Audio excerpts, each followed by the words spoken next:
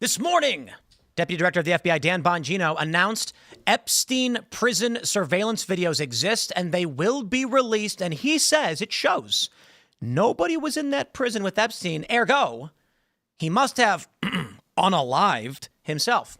The words we have to use on these ridiculous platforms. Everybody knows what he meant, right? Everybody knows what we meant. Well, now people are coming out and saying they don't believe the videos are real. If they do come out, they're probably AI, and they think that Cash and Dan have sold out, and they are now part of the deep state machine. No, we'll talk about it, I suppose. We also got big news for Donald Trump. Guess what? Yeah, everybody the other day, all these liberals are gloating, saying Trump's tariffs got shut down by the International Court of Trade or whatever. And sure enough, like clockwork, Donald Trump gets an appeal. They're reinstated.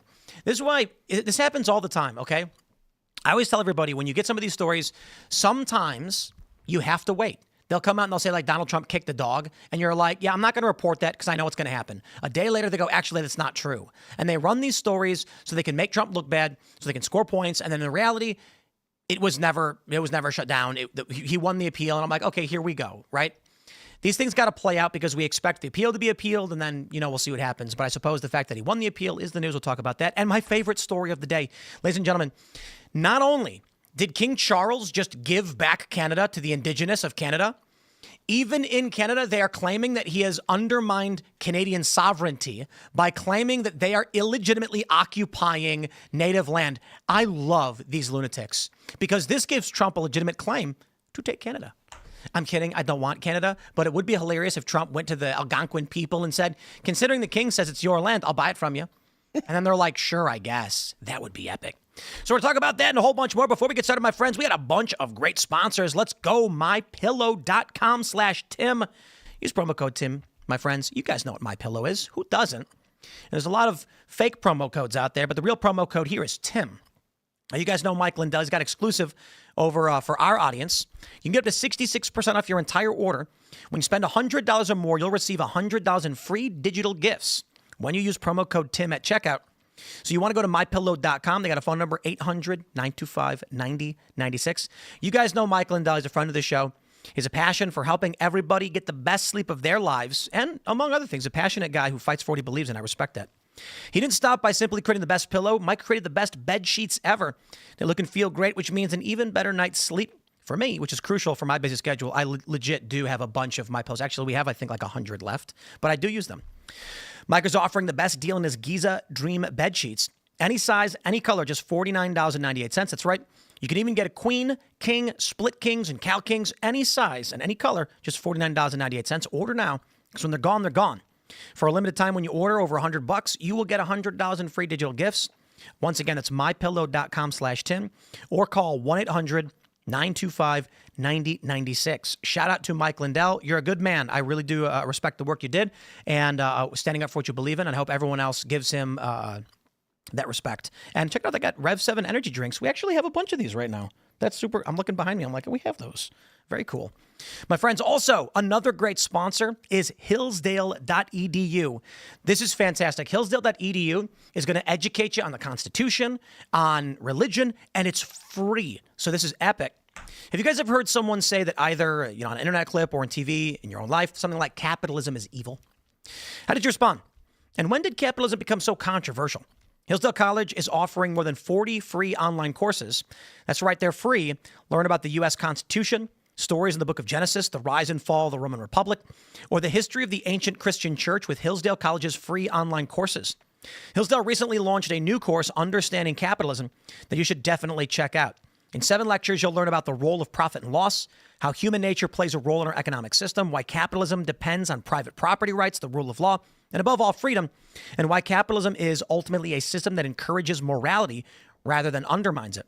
Go right now to hillsdale.edu/Tim to enroll in this course, Understanding Capitalism.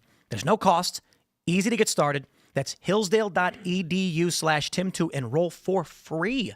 Definitely check it out. Super awesome. Don't forget to also smash that like button right now. Share the show with everyone. Leave us a review if you're listening on a podcast. Write down why you do appreciate the show. It really does help. And I would just say, if everybody who's watching right now shared the link to the show, it would be the biggest show. Everyone agrees, and it would be with your help. It's more powerful than any advertising. So that is greatly appreciated. You guys rock. We got a couple guests joining us tonight to talk about this and so much more. We got Elijah Schaffer. Yes, I'm so happy to be back. Somebody said, Elijah's on. That means it's all going to be the Jews' fault tonight, but that's not true. Tonight only, it's not their fault. Don't worry. Anyway, since I've been here, we started a new network called Rift TV, rifttv.com. You got to check it out. We have a live show Monday through Friday, 7 p.m. Eastern time on YouTube and on Rumble. And like you said, to share it, if you guys subscribe, it's a brand new YouTube channel. We'll be the 12,000th largest show on at 7 p.m. We're brand new, but we need you to subscribe 7 p.m. and have a friend on today, too. Yes, we have another guest. Who are you? My name's Sarah Stock, and yeah, I'm a contributor for Rift as of a few months ago, and I write articles for the website, and yeah. Cool, right on. Well, should be fun. Mary's hanging out. Hello, everyone. My name is Mary Morgan, and you can usually find me on Pop Culture Crisis here at Timcast. We had Phil on today. Every Thursday. Hello, everybody. My name is Phil Labonte. I'm the lead singer of the heavy metal band All That Remains. I'm an anti-communist and a counter-revolutionary. Let's get into it. Here's the news. Whether you like it or not, from the New York Post, FBI will soon release video that proves Jeffrey Epstein was not murdered, quote, clear as day. Yeah, sorry, no, I don't buy that, but thanks for the headline at New York Post. They say, FBI Deputy Director Dan Bongino promised Thursday to release new video that finally debunks conspiracy theories that Jeffrey Epstein could have been murdered, insisting no one was there but him at the time of his jail cell suicide. There's video clear as day, Bongino told Fox and Friends. He's the only person in there and the only person coming out. You can see it. No, wait, hold on. Epstein was the only person who came out. How? He was dead. Well, his body left the room. Someone did his body Apparently. levitate and float out through demonic possession? About it. I thought the tapes corrupted or some bullshit like that. One of the tapes was unusable. But ALX points, actually, I think I have the post from ALX. Let me play this video, actually. You can hear it from Dan Bongino himself. Cases obviously are of significant public interest. I'm just telling you what we see in the file. I just want to be crystal clear on this. I am not asking anyone to believe me. I'm telling you what's there and what isn't. Right. There is nothing in the file at this point on the Epstein case, and there's going to be a disclosure on this coming shortly. We are working through there is video. That is something the public does not. There's video of him killing himself. No, not the actual act, but the entire MCC Bay. It was only one camera. There's video that when you look at the video, and we will release. That's what's taken a while on this. We are working on cleaning it up to make sure you have an enhanced, and we're going to give the original so you don't think there were any shenanigans. You're going to see there's no one there but him. Right. There's just nobody there. So I say to people all the time, if you have a tip, let us know. But there's no DNA, there's no audio, there's no fingerprints, there's no suspects, there's no accomplices, there's no tips, there is nothing. If you have it, I'm happy to see it. There's video clear as day. He's the only person in there and the only person coming out. You can see it. So okay, you heard him say it. He's the only person coming out. I have questions about how a corpse comes out. Did they throw a rope on his legs, leave the building, and then drag his body out? Or did he just misspeak when he said coming out? I assume he misspoke. They brought him out on a gurney. Everyone's seen pictures of that. He wasn't the only one coming out. Well, I mean, I think that, like I said, I think that he misspoke. As for, the reaction that this is going to get, it's not going to change anyone's mind at all. I posted something about this, that actual clip on my X account today, and I just said, what do you guys, who's going to change their mind? And there were people that were attacking me for even implying that anyone would change their mind. They were bummed with me. So it's going to be the same kind of results that the JFK files did. Everybody that already has a preconception is going to believe that their preconception was confirmed. Everybody's saying it's going to be an AI video. No, I don't think so, but I think it's really clear here. The truth is simple. I want to remind people of that. Just like in 9/11, they found a passport that survived being incinerated from an airplane, and then also another hijacker lost his luggage and found another passport, proving that we needed to therefore be in the Middle East for the next 20 years. I know if they had video and it clearly showed that he committed suicide, I don't know if we can say that word on the show, but that he unalived himself, whatever the word is, I can say that would have been released and we would have had it. When you come out, this guy, Dan Bongino looks like his skin's getting lighter with every video that he seems to be having to tell this story. And I know Dan and I like Dan, so this is not a slight on him. But he looks like he had something scared out of him because he's going, listen, I have the video. It exists. So you have the like video? holding a gun behind the camera. But they say, so you have the video of him killing himself? No, not that video. But here's a video of my dog. It's really cute. And also, we have some clips of the body coming out. And also, just because the FBI, we have no fingerprints, therefore there was no criminals. Because the only people that, either A, there was a criminal, or B, maybe the FBI and CIA were the best cover-ups of all crimes, including international crimes like 9/11, could have probably covered this crime up too. Maybe that's what happened, Dan. Why do you think we'd believe you? I feel like you shot his credibility with the right. That's my opinion. I think he's handled it poorly. Yeah. I like Dan. I like Ash, but I feel like because he has videos that exist on his podcast where he does air quotes for Epstein's suicide, for him to just turn around and be like, nope, never happened. He needs to address what he's said about this. And I think he's this on Fox and Friends was an attempt at cleaning up his Maria Bartiromo interview where he was like, he killed himself. And it was like, He was he choking. was choking up. Look, The Daily Show made fun of him. So, like, they showed a video of him where he's like, what, Epstein killed himself and now all the evidence is gone? Dan needs to talk about that in his interviews. Not just, we went to the files, nothing there. He needs to say, you know, look, I was cheerleading. I was going through this before I was in the FBI. And so the first thing I did was I went for the evidence. The other thing I should mention is he's half doing what I was saying he should be doing. Not that he should take my advice from me. I'm just saying he came out and he was like, if you have tips, please give them to me. I think he should have just kept it simple and said, I don't know what to tell you guys other than we don't have any evidence of anything. The FBI formally, our official statement, we don't have evidence of anything. So I'll leave it at that. He should have done that. It's so stupid, this thing of like, oh yeah, we can't release the video yet because we're cleaning it up to enhance it. Like, what? You're like turning up the brightness or something? Like, this is the government. I'm pretty sure you have like a good video editor. It's going through Lightroom. You know what I mean? Yeah. It's like, you got to put it on an iMovie. It's going to take us about 3 weeks to like turn up the wait. saturation on this video. So it's just like a really nice video. Slow computer. hold on, guys. It's rendering for 2 weeks. You know? It's Yeah, but exporting. hold on. Yeah, probably. It's the government. Did you see Sean Duffy did that No, presentation of all the FAA equipment? They're using like Tandy computers from the 70s. Their computers are like dot matrix. It's rendering on a BlackBerry. You know, like Whoa. Raspberry Pi. BlackBerry's way too advanced for government. They got industrial control systems from 50 years ago they're still using. So, not that I think the surveillance footage is actually that old. I'm just saying it probably is on a garbage old system that sucks. Look at when Elon Musk said that federal retirements are all handled in a limestone cavern. that was crazy. He's a pulley system. Oh my gosh. And they're like, wait, they're driving tricycles through it? Yeah, it's like they couldn't find a dwarf so in Snow weird. White. They were busy working in the records Like, mine. I You don't know, think anybody Oompa thought Loompas that down like there. Hillary Clinton snuck in there like this and then attacked him in the middle of the night. It could have been anything. His food And was I just poisoned. don't understand how it's possible to hang yourself with paper thin bed sheets from a bunk bed that's shorter than you. I just fractures, wanna- That's what I just, don't guys, understand. Dan, please. There are men taking his body out, right? New conspiracy theory. Those guys killed him. Come on. There's no way you putting out surveillance footage proves literally anything. Yeah. There were people who took his body out. Okay, he was alive until they went in and then found. So here's what happens. Again, I'm not saying this is true. I'm saying if you want to release surveillance footage to see, look, nobody's in there.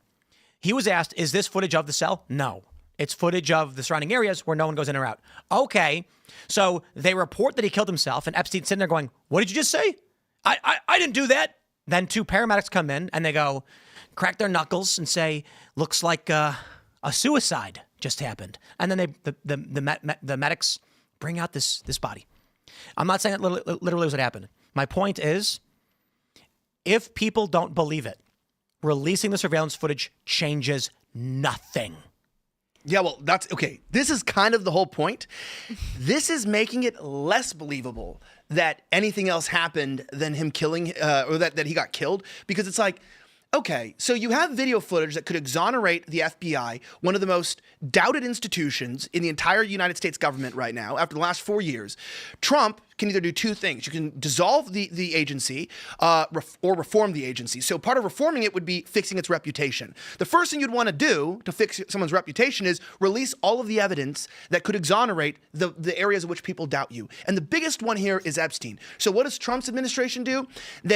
And I know some information that I don't want to say here, but, you know, they have a very interesting selection process for how they choose influencers to come to the White House to then hold up notebooks, like as if we were With like nothing in them. with nothing in them. So ridiculous. And some of these people are very intelligent. Some of these people are lawyers, and some of them I'd call colleagues or maybe even old friends. They smile like they got some sort of like this, like a Happy Meal toy that was rare that they finally found. It's like, this is a list of people who were abused as children. This is not a look at what I got. This is America deserves to know if there was a blackmail operation on the elite government officials and celebrities in our nation that are controlling narratives and keeping people subjugated either under our rule, under Israel's rule. People want to know, was this Mossad? Was it America? Was it both? Was it another country involved in this? And instead they do that. And then to cover it all up, then they go, also, we have a video that doesn't exonerate anything, but I'm whiter than I was 2 videos ago, Dan Bongino. It's so weird. You know what I love is how you get all these people, they're coming out and they're like, rumors in the Beltway that Epstein was working with some Middle Eastern intelligence agency. And everyone's like, Yeah. Like, come on. Jordan, that country, the Jordanians. They're always into that blackmail business. And then, by the way, also, faux pas in Israel, though. I was laughing because during all this going on, did you see that weird 60 Minutes interview with Mossad where they have the guy, with his voice changed and he's got the mask on and like, while people are like contemplating this Epstein stuff and we're getting bad PR, Israel decides it's a good idea to put a Mossad agent on American television and goes, the world is our orchestra. We write the stories. We make up whatever we want. That was wild. We control everything. I'm like, this is a really bad timing PR. Especially with everybody saying that you guys control everything and that maybe the Epstein files, maybe this is related to Israel, to come out and say, we're literally behind everything. I feel like something's like really off here. Does anyone ever feel that? It feels like some sort of communication isn't going on well behind the back end. On purpose. That's what is this on purpose or are they not coordinating? Are they just stupid? I don't think that they're stupid. I think in most.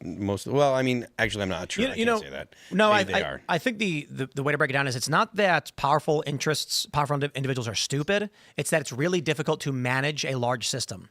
So you can have 10 ultra genius multi-billionaires conspiring to do something, but the job has to be handled by regular people. Mm-hmm. So if they want a cargo moved from one country to the other, you can get the best of the best special, contractors or whatever to do it. But down the line, those contractors got accountants. So you can have the cream of the crop flying the plane, and then the dude who worked at the airport failed to fuel it properly, or something bad happens. Maintaining these big systems, it's where you get those failure points, and then you end up with 60 Minutes or something, and someone goes, "What did you do? Why did you do it?" It's like, I thought that's what you want me to do. Yeah, I thought you wanted me to go on American broadcast television with a scary voice changer and a mask and tell everyone that Israel controls the global narrative. And to me, that when something like that happens, I'm like, especially right now while the Trump administration is fighting anti-Semitism, there's a lot of contention, both the right wing and the left wing, about these arguments of Jewish institutional power. To put something like that out while botching the Epstein files, like, can I ask you, Phil? This is a genuine question. Why would Pam Bondi, why would Cash, why would Bongino, who are very intelligent individuals, do something like this unless there was some ulterior motive? Because I don't think there's any way I could have, even according to a playbook, botched something like Epstein, which already was doubted. We already sat around and thought there was something hidden. And then the Trump administration's like, we're going to blow the lid off. And then they do this. You're going, this makes it seem like there's something much deeper going on here. We do have breaking news. Oh, no. Let's jump to this story. Literally, this is breaking just in the past hour or so. There's a press release from justice.gov. U.S. government employee arrested for attempting to provide classified information to foreign government. An IT specialist employed by the Defense Intelligence Agency was arrested today for attempting to transmit national defense information to an officer or agent of a foreign government. Nathan Villas Lash, 28, of Alexandria, Virginia, was arrested today in Northern Virginia and will make his initial court appearance in the Eastern District of Virginia tomorrow. According to court documents, Lash became a civilian employee of the DIA in 2019, where he works with the Insider Threat Division and holds top security clearance. In March of 25, the FBI commenced an operation after receiving a tip that an individual now known to be Lash offered to provide classified information to a friendly foreign government. In that email, the sender wrote that he did not agree or align with the values of this administration and was therefore willing to share classified information that he had access to, including completed intelligence products, some unprocessed intelligence, and other assorted classified documentation. They're going to mention that they implemented an operation at a public park in Northern Virginia where Lash believed he would deposit the classified information for the foreign government to retrieve. On or about May 1st, FBI surveillance observed Lash proceed to the specified location and deposit an item. Following his departure, the FBI retrieved the item, which was a thumb drive later found to contain messages from Lash and multiple typed documents, each containing information that was portion marked up to the secret or top secret levels. The message from Lash indicated that he had chosen to include a decent sample size of classified information to decently demonstrate the range of types of products to which he had access. This is sedition, and this is where it's getting particularly worrisome. Now, we have some information. This is posted by Nick Sorter, saying that this is the man. I don't know for sure if this is the image of the guy or not, but this is what Nick Sorter has posted. He blatantly told these forwarders he doesn't, quote, agree or align with the values of this administration. Okay. Where are we nationally? What is this when you have hyperpolarization to the degree where holdover intelligence employees are intentionally giving away American secrets to hurt the Trump administration? Is this just standard old sedition that happens? Is it something more? So I think that there's, if I understand correctly, there are attempts to spy on friendly countries from friendly countries all the time. It's very normal. This kind of stuff, though, someone, an actual asset leaking top secret and secret information to a foreign government, even if it is a friendly government, that's exceedingly rare, if I understand correctly. Not like I'm some kind of insider that has, inside knowledge, but all the stuff that I've heard, this is fairly unprecedented. It's not very often. He was seeking citizenship in this country, which they're claiming was friendly. And the FBI ran the sting operation for about a month. He was transcribing pages of classified information and transmitting it. Then they had a prearranged location to meet, and I guess they ended up arresting this guy. They say a criminal complaint is merely an allegation. What should the punishment be for someone who does that? Like, just losing their job? Is that all that happened to No, this it's guy? sedition. No, death. jail. No, that's treason. This is sedition. Well, no, but I would say, no, he said the punishment. I would say. Like, what should it be? I would say, he Should it said be? should. I go death. I mean, honestly, we should not. This is real sedition. Remember J6, they were trying to try people for sedition. But actually doing something that undermines the United States would be a great precursor if we could get tougher on this to maybe getting accountability for COVID. Because when people make decisions to either withhold, give information, manipulate information that itself leads to the suffering or death of Americans, or violates our rights, or undermines the core tenets of our society, the punishments need to be stricter. Because right now, Trump said he was going to come in with Patel. They were going to clean house. There would be arrests. We were going to actually, dissolve entire departments in the FBI, in the intelligence agencies. And as of now, we have what? A potential 480p video of Epstein coming out? We don't have what they promised. The issue is the lack of any kind of enforcement at all. We need arrests, at least. Right. So the issue is treason. The penalty is like 10 years in prison or death is the range. Sedition, I think, is like up to 10 years in prison or something. Do you think I'm saying, would they even do the death penalty? That's my whole point of it should be something, but would they even actually kill someone over it? So They would not. I don't think so either. But let's clarify. The administration- Treason is adhering or providing aid to an active enemy in a time of war or conflict. Sedition is what this guy did in actively trying to subvert or damage the government internally. This is the difference. The issue I'm seeing with all of it is you have Democrats that have broken the law, and we don't even arrest them. Case in point, when Kash Patel, he releases these documents to the GOP, and then just the other day, Grassley releases them declassified, and it turns out that Nellie Orr, wife of Bruce Orr, heavily involved in the Russiagate hoax, was found by the FBI to have lied to Congress and appears to have committed multiple felonies. They said she outright did. No prosecution under Bill Barr. They don't even give them a slap on the wrist. They don't even give them a $50 ticket. Come on. They've arrested. So I will say this. Kash Patel and Dan Bongino have talked about how they found new documents. They've released these things. It appears like Comey's FBI was trying to hide this stuff. This guy was clearly anti-Trump and still is. This arrest is just the beginning. They're releasing these documents on Nellie Orr, hopefully just the beginning, and we begin to see arrests and legitimate criminal indictments and prison time. But do you legitimately think that's going to happen?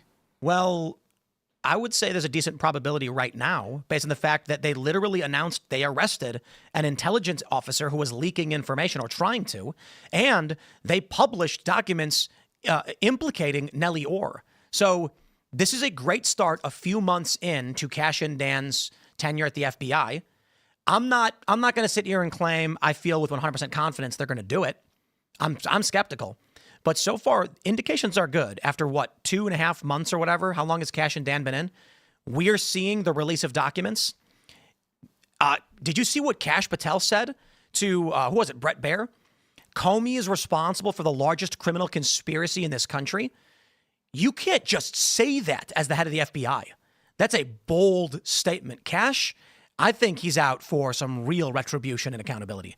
I hope he gets it. I hope we get it. So this is technically espionage, and because by the definition, and the punishment for espionage is death or imprisonment for any term of years or for life. Let's go. So but hold on. And Donald Trump did reinstate the death penalty federally. Oh, the federal death penalty had been. Is he gonna die? I can't see the future, but it's possible. Like if he's found, if he's found guilty and Back to that. Like, So, no, hold on. I can see the future. It'd be super cool if I could see the future. I don't believe you're correct. I don't know. I don't believe you're correct in the literal codified You don't think criminal penalties of what espionage is. I'm pretty sure this is going to require adherence to an enemy in a time of war. for espionage? Yeah. No, that for treason and for sedition. Treason is to help an enemy in a time of war. Sedition is to try to overthrow the government. But espionage is to, let's see, the punishment for espionage. Not the punishment. Under 18 U.S.C. Chapter 37, anyone who communicates, delivers, or transmits information related to the national defense to a foreign entity can be punished by death or imprisonment for any term of years or for life. So I'm not exactly sure the products that he was. How is that not espionage? I'm confused. So let's say first, under the Espionage Act, it has to be national defense information, which is a question we have about what this guy's being charged with. This is important. Let me check to see if they're announcing what the charge is. Just classified documents to a foreign country. They don't mention whether it's national security information, but I think you can argue that all classified information would be national security information. That's what's classified. So it is gathering or delivering defense information to aid foreign governments. 18 U.S. Code, Chapter 37, espionage and censorship. Very interesting. Whoever with intent or reason to believe that it is to be used to the injury of the United States or to the advantage of a foreign nation communicates, delivers, or transmits, or attempts to communicate, deliver, or transmit to any foreign government or to any faction or party or military or naval force of a foreign country, whether recognized or unrecognized by the U.S., or to any representative, officer, agent, employee, subject, or citizen thereof, either directly or indirectly, any document, writing, code, book, signal book, sketch, photograph, photographic native, blueprint, plan, map, model, note, instrument, appliance, or information relating to the national defense shall be punished by death or by imprisonment for any term or of years or for life, except that the sentence of death shall not be imposed unless the jury, or if there is no jury, the court, further finds that the offense resulted in the identification by a foreign power. Let's see. There's a parentheses. Okay. As defined in Section 010A of the Foreign Intelligence Act, it says, okay, let me try that again. Further finds the offense resulted in the identification by a foreign power of an individual acting as an agent of the United States and consequently in the death of that individual, or directly concerned nuclear weaponry, military spacecraft or satellites, early warning system, or other means of defense or retaliation against large-scale attacks, war plans, communications, intelligence, or cryptographic information, or any other major weapon system or major element of defense strategy. So the reason why I said, I'm going to split the baby on this one. You were correct largely in the general. This is espionage. You were right. But the reason why I thought that was not correct is because the death penalty is almost exclusive, like entirely in law when you aid and abet a foreign adversary. So the fact that it says whether you're giving away nuclear war plans, means of early warning systems, or giving information related to an agent of America who dies. These are very extreme and specific cases where someone will get the death penalty. Yeah. So this doesn't appear to be that. No, they have. Well, they have the option of the imprisonment for any term of years or for life. So it's not necessarily that they're going to seek the death penalty. It's an option. It is a capital offense. And they may make the argument, depending on what this information is. Yeah. So it's not out of the question. Yeah, but my question is this. Okay, you see Trump being stonewalled by these liberal judges all across the country with every move he makes, right? Even Elon Musk resigns from government work because his Doge cuts wouldn't be His codified. time was up right? as well. He's only 130 days. Okay, yeah. But I'm saying he left, let's just say, without having codifying his cuts into law because Republicans worked against him. In the end, the machine keeps winning. Okay, so we know Trump had a first term. He said he was going to drain the swamp. He didn't. He had his second term. You used to not be able to say that it was a rigged election. Now you can say maybe it was. Who cares? He lost. Whether it was fair or not, he lost. Now he has his third term. He wins. And he's here, and everything he's doing, he's sort of just being like stopped at every corner. You're seeing there's the deep state undermining in the FBI. When, and I say this to Trump, to Bongino, when are people going to realize playing nice with these guys, trying to, do the bare minimum is going to impact this country? If you don't make an example of some of these people, they raided your house, Trump. Like they went and raided your home over papers. So you gotta go extreme mode on these guys. I agree Just with arrest them. Yeah. Yeah, I'm saying put them in jail, find out what the maximum penalty is. Tell the public we are going to explore the harshest penalties under legal written word. And whatever that is, we are going to slam the law down and we're going to lay down the book. And you know what? Anybody else that's going to do this, we are going to come after you. And then we're going to, as Congress, try to rewrite some of our laws so that we can handle this treason in our government.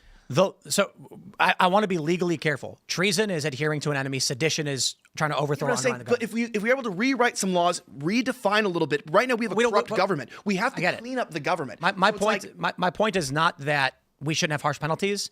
It's that treason is defined as adhering to an enemy in a time of war. And a lot of people say they're traitors, but traitors to who? It's a seditious conspiracy, which is it's as bad. It's just different, right? So the That's my sedition point. should be met with death too. I'm saying my point is that these people are getting away with it because they can. Like that's the problem. It's like you've told them there's not a lot of penalties. This is the same thing that happens with these cashless bail laws or whatever that happens in New York or whatever. If you start letting criminals go, or in California, if you stop penalizing people for shoplifting increases. Unfortunately, criminals are going to be criminals. So when you tell real criminals in our government, you might go to jail for 5 years for undermining the government. It not only tells people that it's like, not a very serious crime, but why even spend time going after these people if you're in the government or trying to clean it up? They don't get punished. I don't think the death penalty is a deterrent for these people.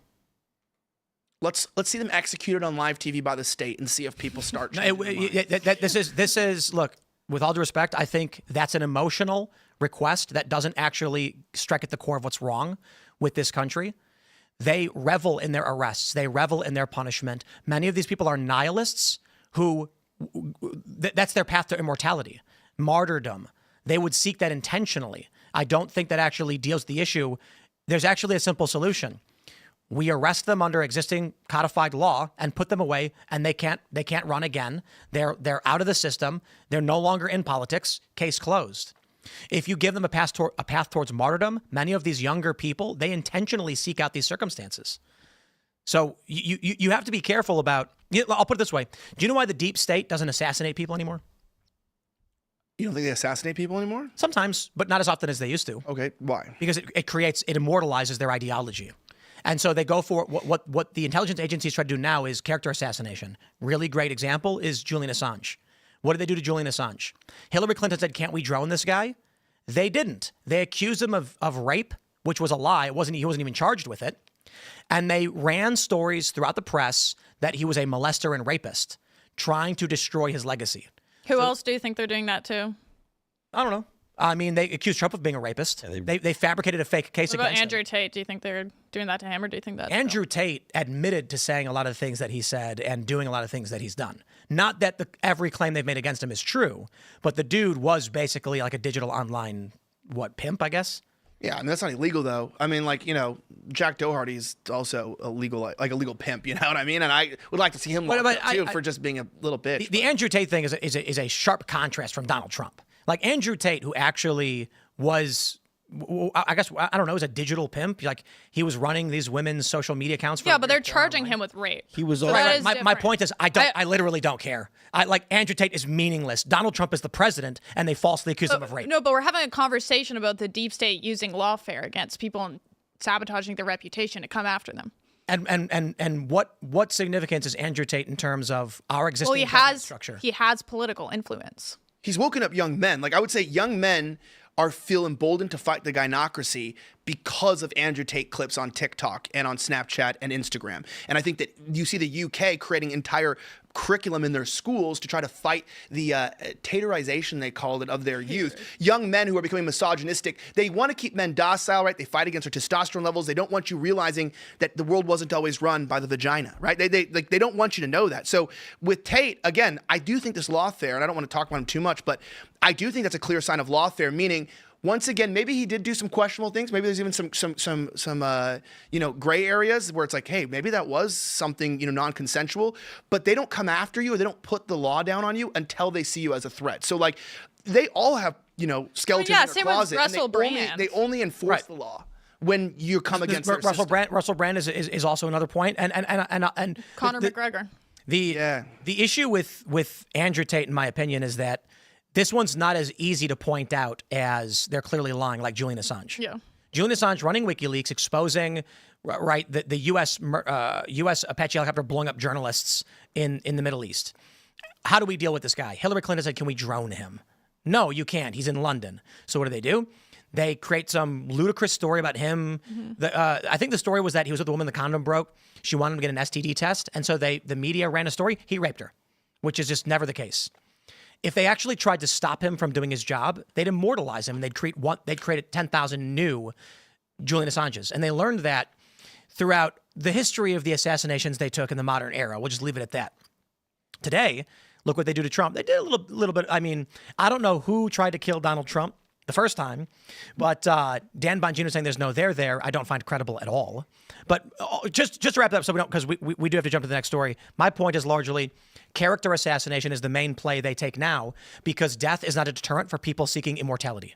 But isn't that what I'm just saying, isn't that what they do with anyone? Like, even Nick Fuentes, I feel like I see a lot of people making a lot of really ludicrous claims about his character, or he's gay, or like that whole like Destiny, he sucked Destiny's dick thing or whatever, which Destiny. But that's false. And it's like that was all going on. I'm going, sure? what is the relevance of this? Like, and it's like, well, you just don't like what he's saying about women or about Israel. And so you're kind of like calling him gay, which is like a high school thing. It's like, oh, well, you're gay or whatever. Because they're targeting young men. Well, yeah, but I was like, I mean, he's a good example. A lot of these people, whether you agree with them or not, I know you guys don't, necessarily get along, where you guys are neutral, but it's like, I do start to wonder, like, I don't have any ties to Russell. Even with Tate, like, I kind of think a lot of what he did was reprehensible, but you do start to feel a little bit of a heart for people who are victims of this maybe CIA-led deep state lawfare assassination of character. Like, just because I disagree with you, or I think you've made some immoral choices, or maybe you might be more extreme than me, I feel like we've got to start defending more people. And what we're seeing is that these character assassinations don't work. Like, Tate still has his following and is still popular. Fuentes isn't going anywhere, despite what they say about him. Like, I don't know if that whole plan that they had works anymore, because everyone's just like, look, we've heard it all before. If you fight the system, they're going to make accusations. It's all over. This is my point. When a thought leader in some capacity is killed, then you create a legacy and you immortalize them. This was who was it? Was it Aristotle? Who's the guy who ate the berries? Yeah. They were like, pay a fine or die, and he was like, I'll die. Socrates. Yeah. He was like, I'll take immortality. I'll die, and they're like, oh crap. It's crazy. Yeah. So my point is, the first thing that needs to happen before anybody jumps to change the law, Congress needs to take action, because that's never going to happen, is, hey, it's already illegal. Let's just, enforce the law that we have on the books right now that's been neglected by Republicans for a decade. And then I think we're starting to see that door open. I understand, like, the frustration that you're articulating, Elijah. There is a lot of people that are like, look, we want to see these things to happen. We want to see this. But we talked about this, or have spoken about this multiple times on the show.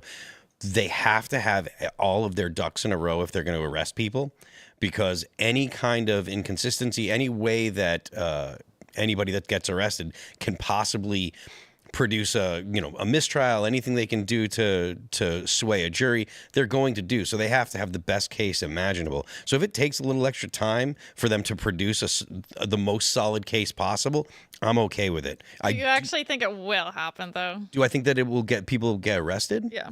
I don't know that I think one way or the other. I mean, I can tell you what I hope for and what I want, but I don't get I don't have a whole lot of like strong impulse about I'm going to predict the future. I don't feel like I can do that at all.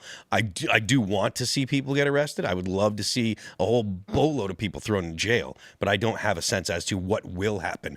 Historically, it might not be likely, but I do think that the Trump administration is still a different administration from the first Trump administration, and I think it's definitely the most proactive to try to rein in the bureaucracy of any administration in my lifetime, and I'm effing old.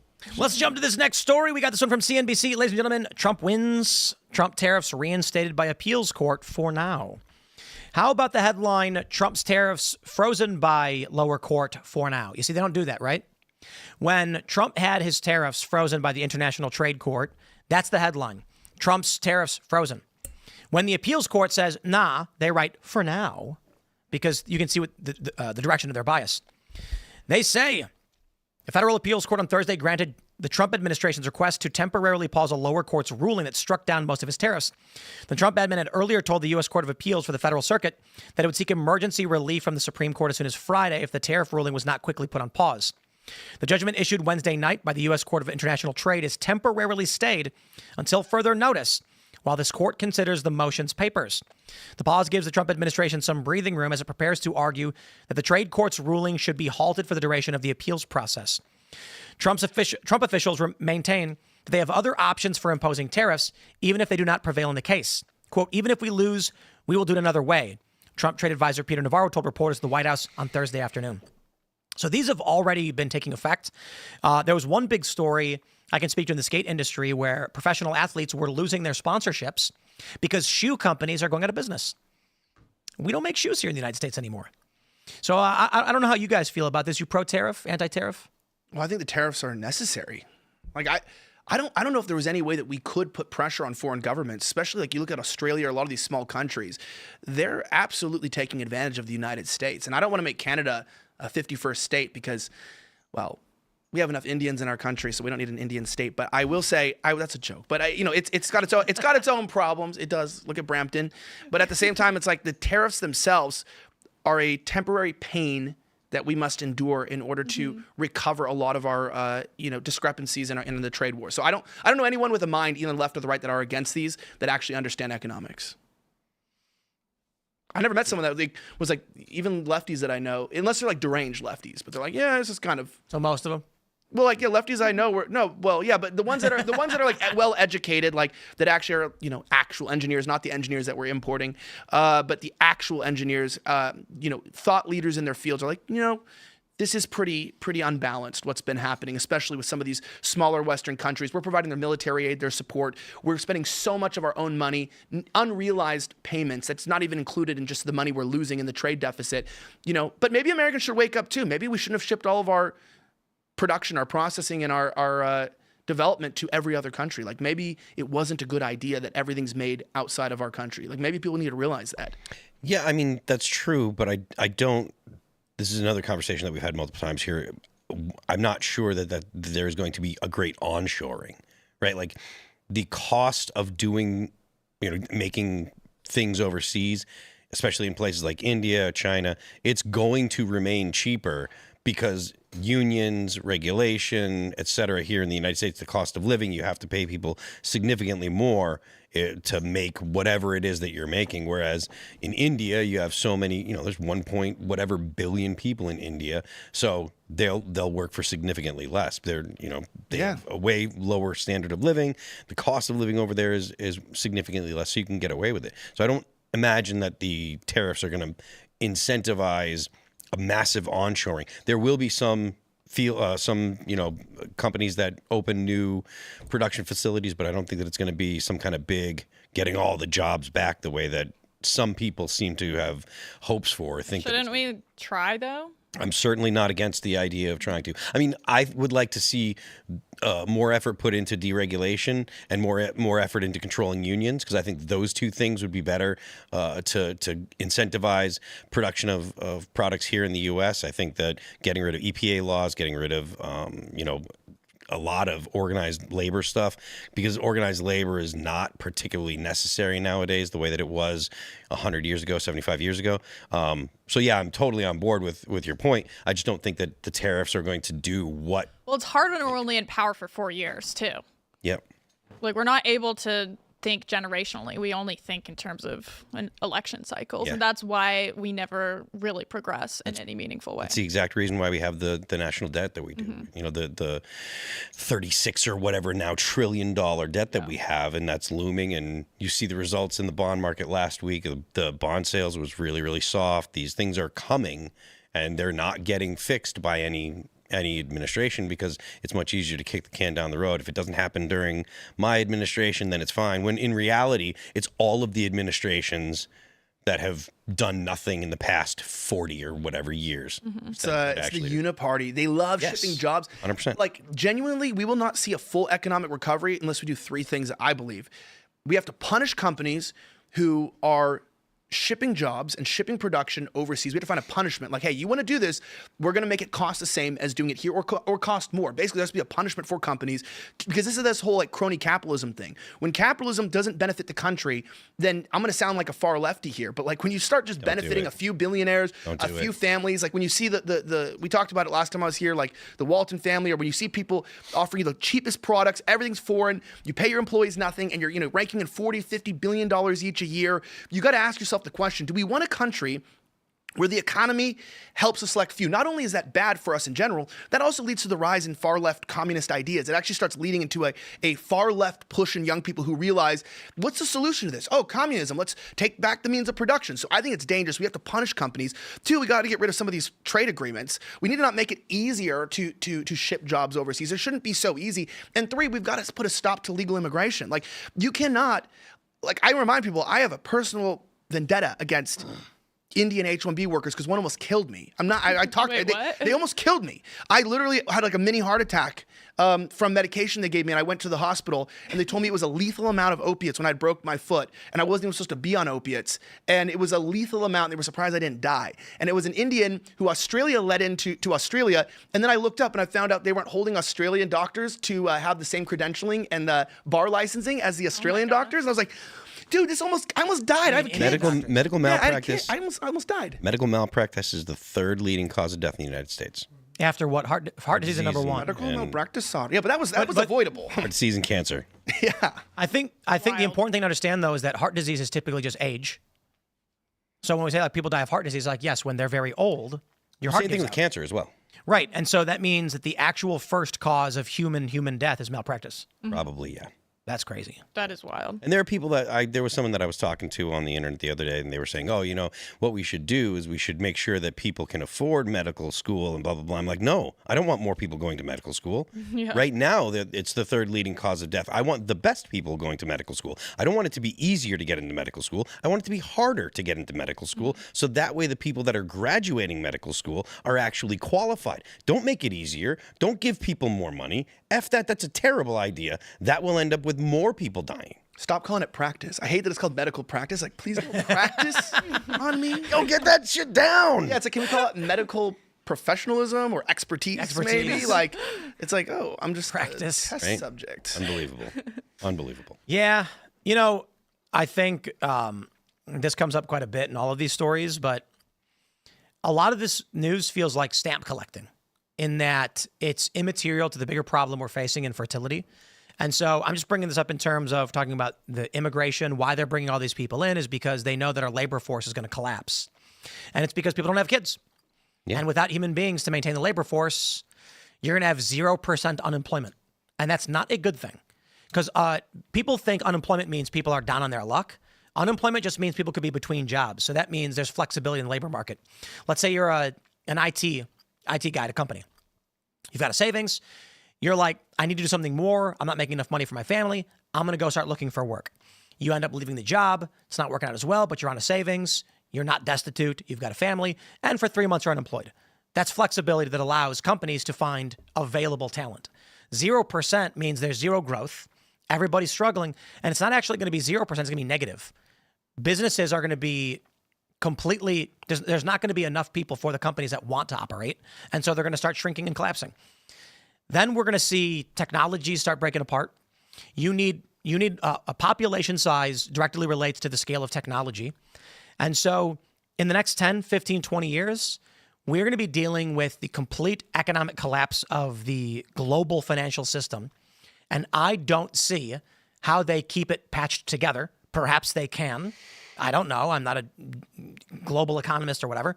But based on the fact that every nation, just about every nation, is seeing a population collapse, these tariffs is stamp collecting. Right. None of it's going to matter when you're not going to have the people to drive the boats to transport the cargo in the first place. Yep. Nobody's going to be, they're going to be like, hey, we want to make, I went to a Dollar Tree and they had these foam footballs. You ever see those dollar foam footballs that the playgrounds have? And I'm just thinking, like, there's this big bin of them and they're all $1 each. And I'm just thinking, man, there's a factory out there somewhere mass producing these useless things that nobody wants. But it's so cheap, nobody cares. Those won't exist. Because people are going to be like, hey, here are the jobs that we have available. Fishermen. And you're going to be like, I guess that's the job I'm doing because I have to eat food. We need coal. We need oil. We need lumber. We need bricks. Nobody wants your stupid foam football. So all of these ancillary luxuries gone. And then a lot of the garbage that's made by China won't matter anyway. These tariffs aren't going to matter. I think the reason why Trump is doing the reason Trump is doing all this stuff now, obviously, when this collapse starts happening, if we do not have a basic manufacturing base for our core essentials, we are, True. Yeah. What do you think is the solution for the fertility crisis? There's none. I did hear. Well, there's none because you can't have enough babies right now to offset the problem. The problem was 20 years ago. I think they said during the 2007-2008 crash, is one of the experts came out and said 20 years from now, there is going to be, or 18 years from now, there will be a deficit in 18-year-olds entering the job force and entering universities, which is going to cause a financial crisis because this wave is going to hit the universities who will face a budget shortfall. Companies won't have talent to onboard, so there's going to be no entry-level jobs. What did we get? Democrats said, open the doors and let literally everybody into the country. That was their solution. It's not a solution. That's just abandoning a bullet wound. It actually kind of makes it worse. It does. You can't flood the country with low-skilled labor because you're not training high-skilled labor. And so these Democrat blank slaters literally thought if you give a degree to an immigrant, they're now an expert. And it's like, yeah, that was never the case. So what happens is, let's say you have this like labor tree of very few high-skilled labor, and at the bottom you have 60% low-skilled labor, 30% medium-skilled labor, and 10% high-skilled labor. They said, okay, we're facing a massive deficit in the younger generation. Flood the country with low-skilled labor. Now it's impossible for American young people to get the jobs they need to start their careers, build their wealth, and become high-level experts. So the country will eventually just be a slum if that's the path we go down. The inverse is we don't have the labor force and our manufacturing is in China, and then the country becomes a slum because we don't have any of the products and we can't make them. I think Trump's plan is basically this is going to happen no matter what. You can tell everybody in the world to have babies right now, and it'll take 20 years for that impact. So as of right now, what do we do for the next 5 years? Get our manufacturing back ASAP through emergency tariffs. That's not what they're doing, though. They're just importing the third world. Like I mean, That's what Democrats were doing. Trump's stopping. It's not just Democrats. I mean, look at Australia. Look at New Zealand. I mean, No. Like, I mean, they're just importing. Of course, Indians, literally. This is the Western liberalism. I'm saying in the United States, Trump is not that. So we can talk about Australia, New Zealand, Canada, all those other countries. Yeah, America was doing it too. Did Trump not come out in support of the H-1B visas He did. recently? So But how is he not doing? There's a big difference between H-1B visas and opening the door to 20 million illegal immigrants in 4 years. I mean, there's a difference, but it's still contributing to the problem. I disagree. I think the problem is low fertility and an excess of low-skilled labor. Trump saying now the problem is the exploitation of H-1Bs. If H-1Bs were actually mid to high-level talent, then it would be largely okay, depending on the level of visas they're giving out. The issue is that, dude, a bunch of these companies are giving out H-1Bs for like cashiers, and it's a clear exploitation. So fundamentally, H-1Bs... But a lot of it's the tech industry too. And I mean, there's plenty of young men who got these computer science degrees and they try to get a job in the tech industry. And like, they're having to compete with Indians who they're not even American at all. I think there is something to be said for I think So it's the high skill jobs too. I think we had talked about this before.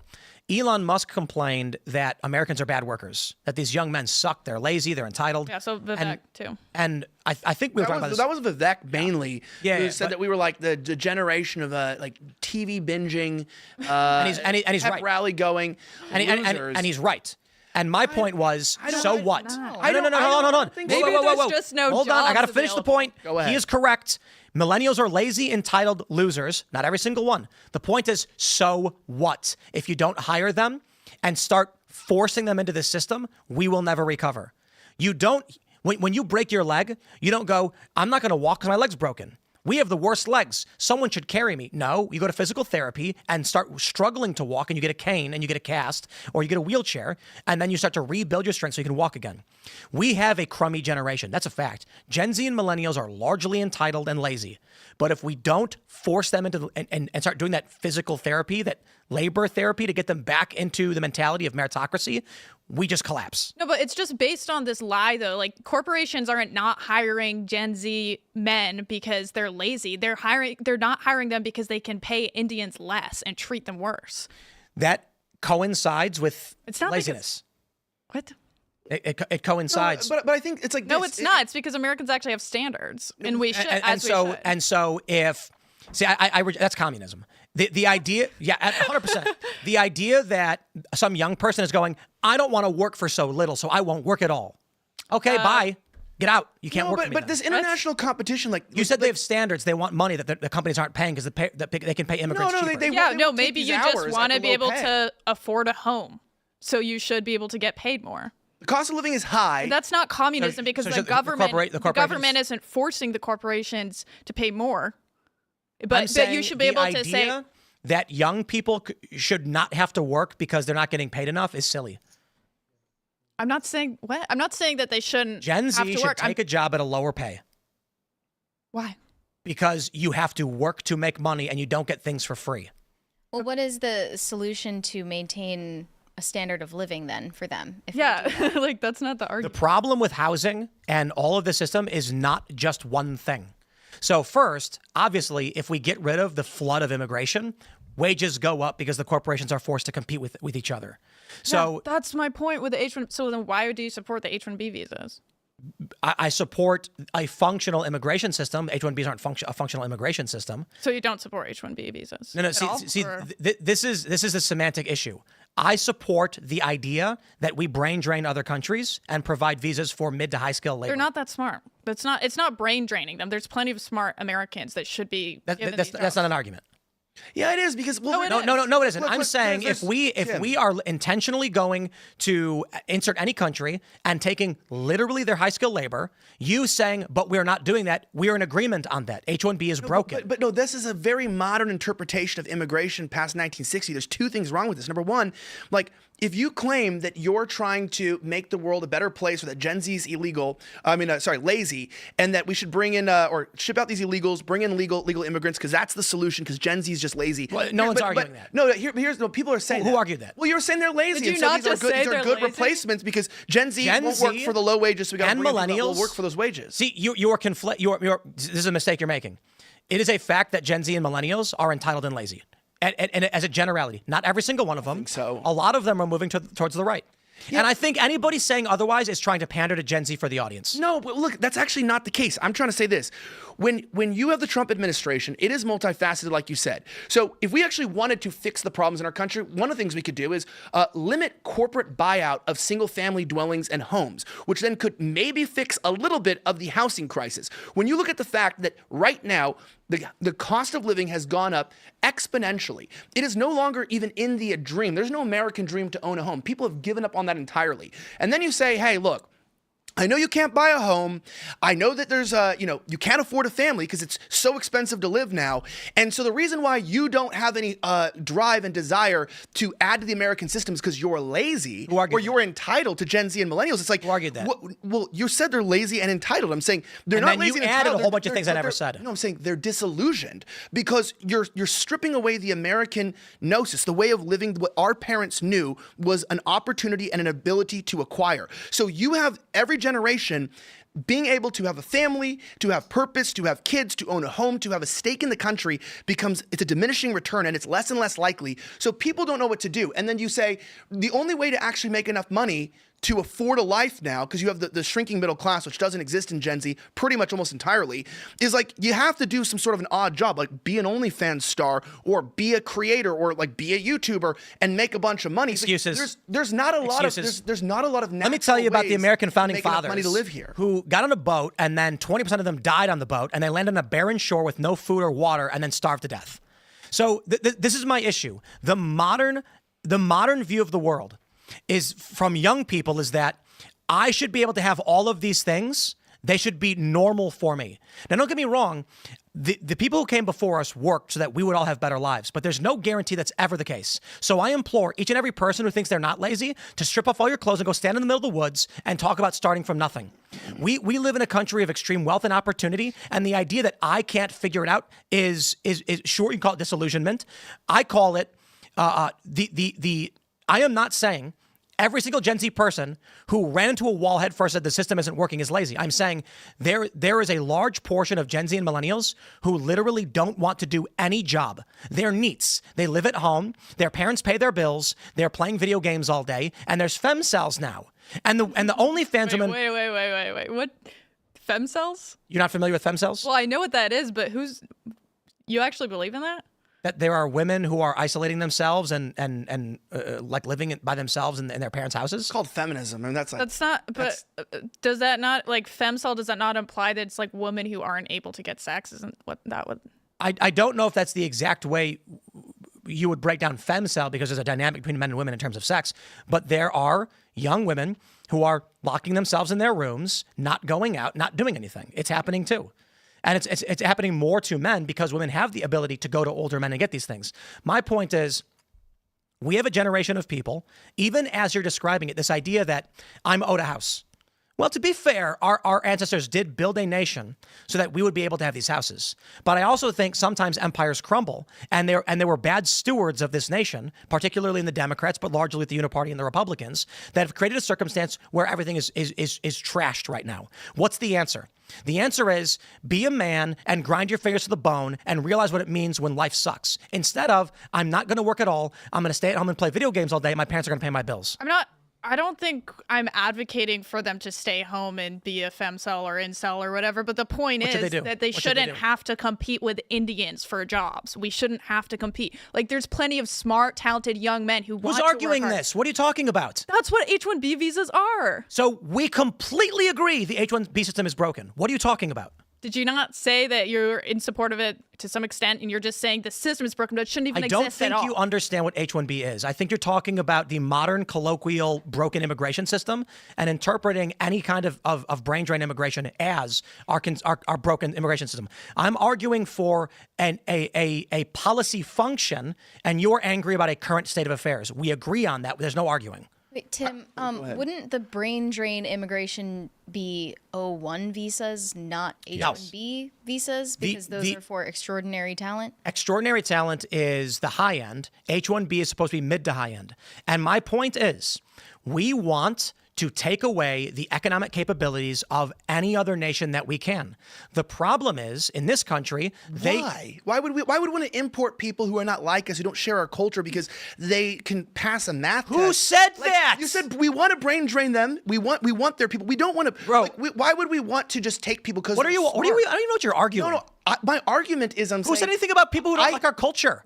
These people that we're bringing, these brain draining, these countries like India, they have a caste system. This is not our culture. This is an Eastern nation. Let me give a shout out to my friend Zuby. Do you like Zuby? Yeah. Does he agree with our culture? Well, isn't he British? He's Nigerian. Well, I mean, like, yes, He really ethnically doesn't Nigerian, like but American isn't he culture. like? He hates My point is, Send him back. I am He's talking not American, about though, right? I don't think so. No. Okay. My point is, there are people from other countries who like America, who believe in the American dream and the American culture, and the point is, we don't want to import 20 million people. We want to import 10,000.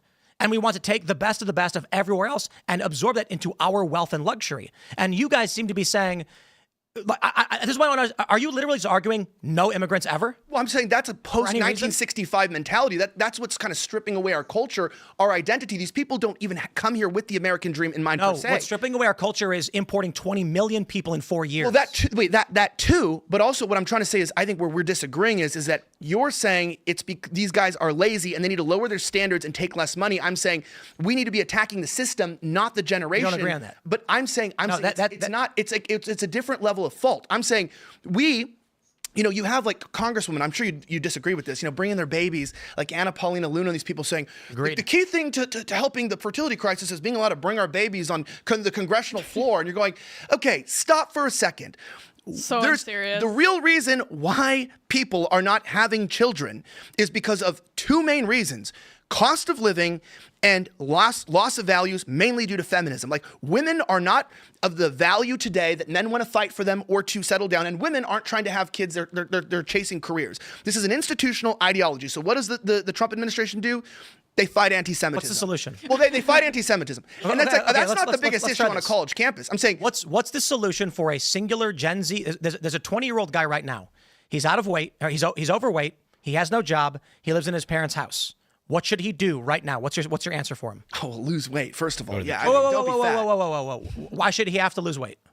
Because healthcare is expensive, and you're going to limit the amount of side effects, comorbidities that you're going to develop if you're in better shape.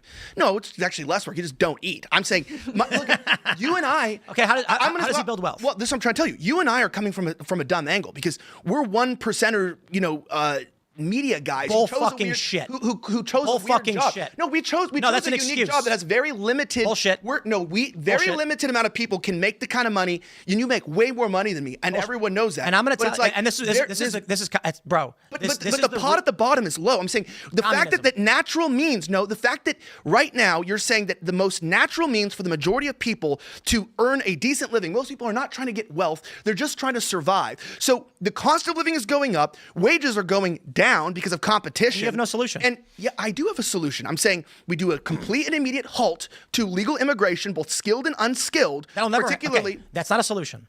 Why is it not a solution? Because a 20-year-old Gen Zer is not going to go to D.C. and bang a gavel and make that happen. Well, it can. What does an entire generation right now, when you are looking in the eyes of a 35-year-old millennial who's like, I can't afford a house, what do you tell him to do right now? Go to Congress, bang the gavel, and ban immigration. He's going to say, huh? There's a system at play that is broken. We agree on the macro scale. We have a problem with immigration, and there's too much low-skill immigration coming in this country. H-1B doesn't even make sense anymore. It's completely exploited.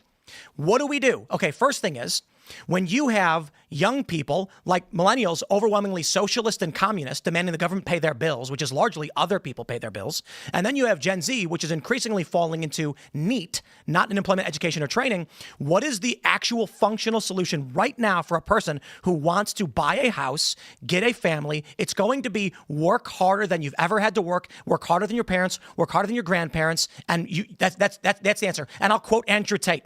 The rocket ship going to the moon doesn't stop halfway to take a break. It keeps going until it burns out and lands. I would say exit the system. This is so boomer coded. No, I would just say exit the system. No, but like so I'm gonna point out this excuse of Tim. It's not an excuse because I didn't make an excuse. I'm saying that, okay, you said I chose a career that makes a lot of money, bro. When my career was homelessness. So what did I do? I went out. And so I had a job at an airline making $10 an hour.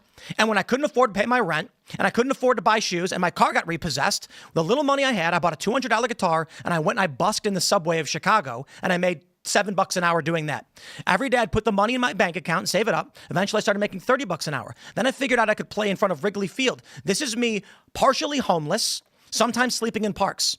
And I get to hear every day from people who are like, you're so lucky. It's because you're lucky that you have, if only I had the money, I can do it too. When every story, not every story, but most stories is someone saying, let me put it this way. I choose to work 16 hours a day with hours on the weekend, and I got to pay taxes because I choose to work more than most people. Meanwhile, there are people who are like, I should only have to work 4 days a week. And that's largely the younger generation advocating for the 4-day work week. And largely, it is the younger generation that is socialist, not the boomers, not Gen X. It is millennials, and to a certain degree, slightly less than half of Gen Z. So you broke free from the system. You found an alternate job. My point is saying, like, yes, as a black kid, what could you make more money? Are you going to make more money as a software engineer or as an NBA player? Well, yeah, probably as an NBA player, but the amount of availability to pay people well to be in the NBA is low. So a country has to have what's called a middle class, or at least Western standards, we want to have a middle class. It's obviously not common. It hasn't been throughout all of history. But we built up this country with a middle class where we have an availability of a large swath of a job market in different industries where people could make money and have a good life. Nobody disagrees. That is shrinking. What's your argument? So you said, what is the solution?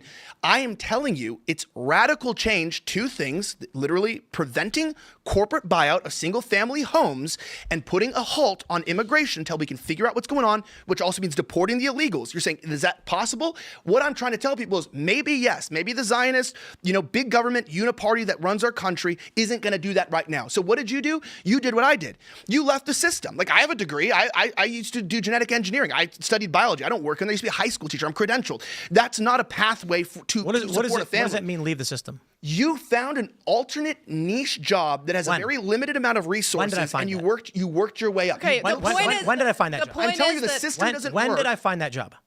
You're working it right now. You built that for yourself. How did I make money before doing this? Probably like me, lots of different jobs. You probably did different things. Journalism, you probably made money working random jobs. I'm saying you're smart. I worked for ABC News. Well, I'm saying you're smart. You went and built something. I'm saying not everyone can do that. And not everyone knows how to do that. You might be smarter than most people. And in a country, I'm saying the rich aren't doing poor in this country. Like, people who are smart, there's no one's arguing that there's a lack of entrepreneurship availability, that there aren't, grants and investors to be able to be an extremely intelligent person and build something great.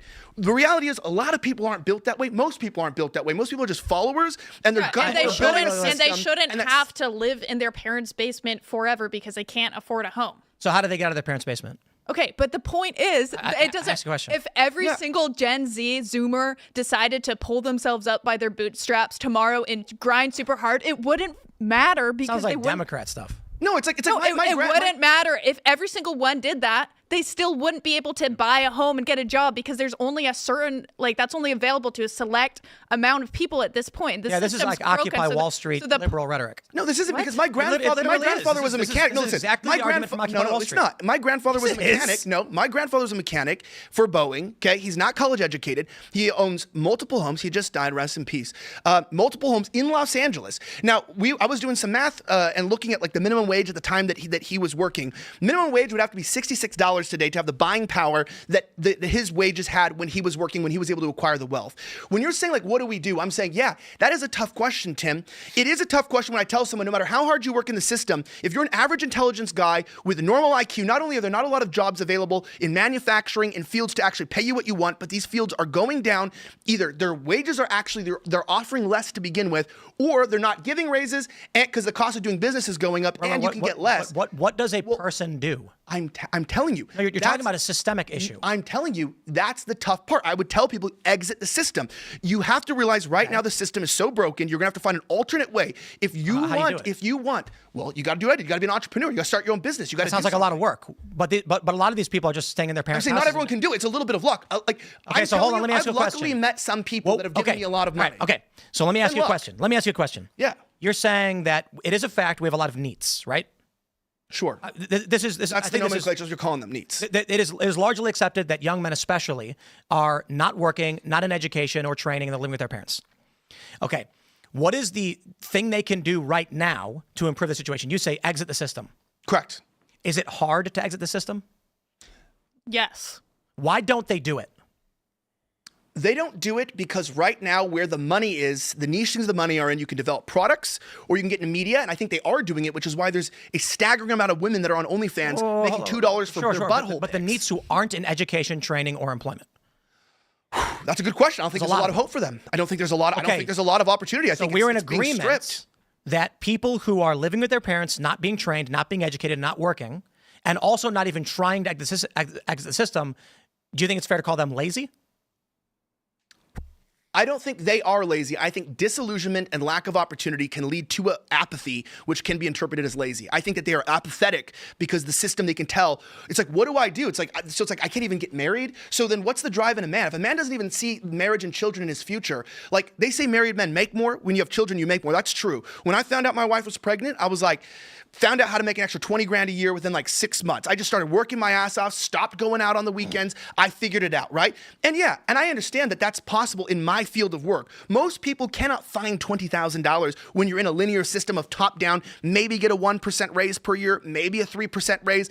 I am saying, yes, I am looking for the Trump administration to stop bringing women on saying, hey, the idea that we're going to fix things is to allow, more children to be at the workplace. It's like, how about we do something and give maternity leave, actually do some requirements for businesses that have a certain income to pay for women to stay home. How about we encourage, incentivize men, create a tax system where you get better tax rebates when you have multiple children? How about we do things in our government, like I said, where we limit corporations from bringing in these foreign workers that drive down wages? Totally. It's amazing. Yeah, I'm saying it's a systemic problem. Maybe the young people who are disillusioned might form a political bloc where in 10 or 20 years we can implement those changes. I think they will. Over 10 or 20 years. I think they will. For the time being, my point is there is a reality as to why I think people like Andrew Tate and for a while, but not anymore, Jordan Peterson was... Clean your room, bucko. Unfortunately. Exactly. What was Jordan Peterson telling young men to do? Find the heaviest thing you can and carry it. Literally saying, just work hard for no reason was one of the tenets of his 12 steps for life or whatever. And my point is, much like why Andrew Tate has built a large following, is because he's literally telling men to stop being lazy. He literally puts out videos all the time where he's like, if you are sitting down and if you are sitting down waiting for something to happen, you're a loser. And he insults guys. He says, you're a loser. We don't want anything to do with you. But if you're a guy who wants to succeed, make a difference, and be somebody, and be the king, and be on the top, get off your ass right now. I agree. Listen, I'm going to say this, though, so I'm not going to disagree with you. I said there needs to be more content, positive content, especially telling young white men or just straight men or young men in general that, like, you can thrive. Even if things are anti-white, I put out a tweet that went really viral where I said there is a portion of particularly young white guys who are rightfully angry. You see this anti-white ideology. Maybe they're not white, but you see this real anti-American, anti-male sentiment. Everything's misogynistic, chauvinist. Real masculinity is toxic, right, what they say. And I go, look, listen, I'm a kid. I grew up in poverty. We were on food stamps. I'm from Los Angeles. I sound like I was drinking the atrazine, my entire life, right? This is what happens in LA. It's true. So I'm a frog, right? And Alex is correct. There is a warfare on our bodies. But I'll give you real advice. I'm gonna tell people this. You know what I did? You know what you should do? If you have the money, go get a blood sample. Go check your testosterone and your free testosterone. Get a real number on why maybe you're not just maybe you don't have erectile dysfunction at 19. Maybe it's not just because you look at porn. Maybe you don't have a lack of drive. Maybe the food you've been eating, the chemicals in our water, in our system have lowered your testosterone and you don't have drive. Go work on your testosterone. I tell people supplement and change your lifestyle. Start with 20 push-ups today. And I go, I bought into the lie for a little bit. Like, I was in the system. I told people, like, I worked in science. There was a lot of like racial discrimination. There was a lot of hatred. This is during Trump's first era that they didn't want Trump supporters working in LA and any of the jobs. I get it. I found a way out. I am saying that, yeah, that is really tough. And it sucks to tell men the really only way to be a king and to get out is to do something grandiose, which is kind of sad about Tate. It's like, well, how did Tate make his money? Well, it's like, pimping out online prostitution, basically, porn, and then like casinos, right? And same with like Portnoy or any of these guys. What? Yeah, he was talking. I think he was actually talking dirty to men as well. That he made money doing that. Base. No, I'm just kidding. I have no idea what he was doing. But like when you run what makes the OnlyFans money is talking to the guys, and so usually what happens is the women will hire a bunch of guys to sext with other men. They're from India, and Americans should be doing those. It's probably they probably were Indians. They probably like Fiverr. It's like I'm looking for someone to sext people. Did you see that they have this AI technology that will take away an accent now? Oh no! They rolled out a thing where on the phone. I saw that. Yeah, it was like an Indian guy, and he was talking like this, and then he pressed a button, and then he was talking like this. And it took his voice and removed the accent from it, and then made his voice sound like North American dialect. It's a lie worse than makeup on women. Is there an app that can take away their smell too? Because I feel like that would fix race relations with a lot of these people. It's the BO, right? That a lot of these people have. I want to jump to this next story that I'm really excited for, but my point is largely that the system is broken. Democrats have gutted this country's Gen Z has been screwed over completely. You can't. They're giving away properties to illegal immigrants. They're giving homes to fake asylum seekers. They're giving government benefits to non-citizens and telling Gen Z good luck, goodbye. While all of that is true, there is no short-term solution to the fertility crisis and to the mass migration crisis created by the Democrats that will alleviate the tension on millennials and Gen Z. Millennials are, I believe, leaning slightly towards socialist. We'll call it just left in general. You're a millennial, right? Yes. I'd say millennials lean left for sure. Millennials, 100%. Gen Z, slightly majority is leaning right. And it's actually picked up quite a bit with more faith in Jesus and men particularly shifting towards and the Trump lower half of Gen Z too is like way more right. Like they're either like communists or fascists. So not women. Scary. Like, yeah. Gen Z women still go the other way to a less. So 70% of millennial women are left, 30% are right. For Gen Z, it's like 55-45 are left. And then Gen Z men are 55 right, 45 left. So that polarization is there, but it's kind of skewing more towards the right nowadays. The principal point I'm making is not that every single Gen Z is lazy or that every single millennial is lazy, because obviously there are smart, wealthy, millionaire millennials and also millennials working construction who do 80 hours a week and are working a modest living. I'm saying that there is a large portion of lazy younger people who think the government should be paying their bills. And they're called Democrats, and they're called Democratic Socialists, and they're called socialists. And they are at like the younger block of the Democratic Party. These are not people who believe in merit and closed borders. These are people who are saying, open the borders, bring all these people in, and then make them do work so we can get paid from their taxes. But let's jump to this next story because this one's fun. We got this from the National Post. Welcome to Canada, my friends. The King's land acknowledgement undermined his own authority. The throne speech, which was supposed to be a subtle message of buzz off to the U.S., put Canadian sovereignty into question. I completely agree. I actually don't care to read about his silly op-ed, other than he made the point. But I think we have a link to the actual speech given by the... Oh, we don't. Let me pull up the King Charles land acknowledgement, and let me see if... do we have it right here? I don't want to play a short. Read the full speech. It's pretty ridiculous. I would like to acknowledge that we are gathered on the unceded territory of the Algonquin and the Shinabeg people. This land acknowledgement is a recognition of shared history as a nation, while continuing to deepen my own understanding. It is my great hope that in each of your communities and collectively as a country, a path is found toward truth and reconciliation in both word and deed. King Charles, who is the King of Canada, just said that they were on unceded territory of the Algonquin people. Let me clarify. That is the king saying they are illegitimately occupying foreign land. I believe that Donald Trump should now go to the Anishinaabeg and Algonquin people and offer them $10 billion for all of Canada. Silly names. I don't think it costs that much. Yeah. Probably like $3 billion. Maybe. You know. How about let's go back to the old days and offer them some shells and a little and handful take of the island. Yeah, some beads. No, you know what's funny is like no one understands that. You know, in these crown countries, like their governments are still technically under the king, right? I mean, if I have that right, even though they're independent democracies, the king could still come in and unseat MPs.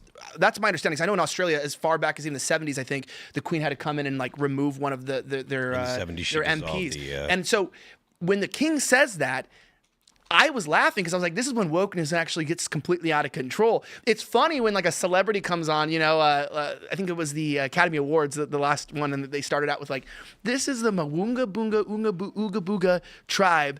And we acknowledge them and you're like, you know, you stupid celebrity.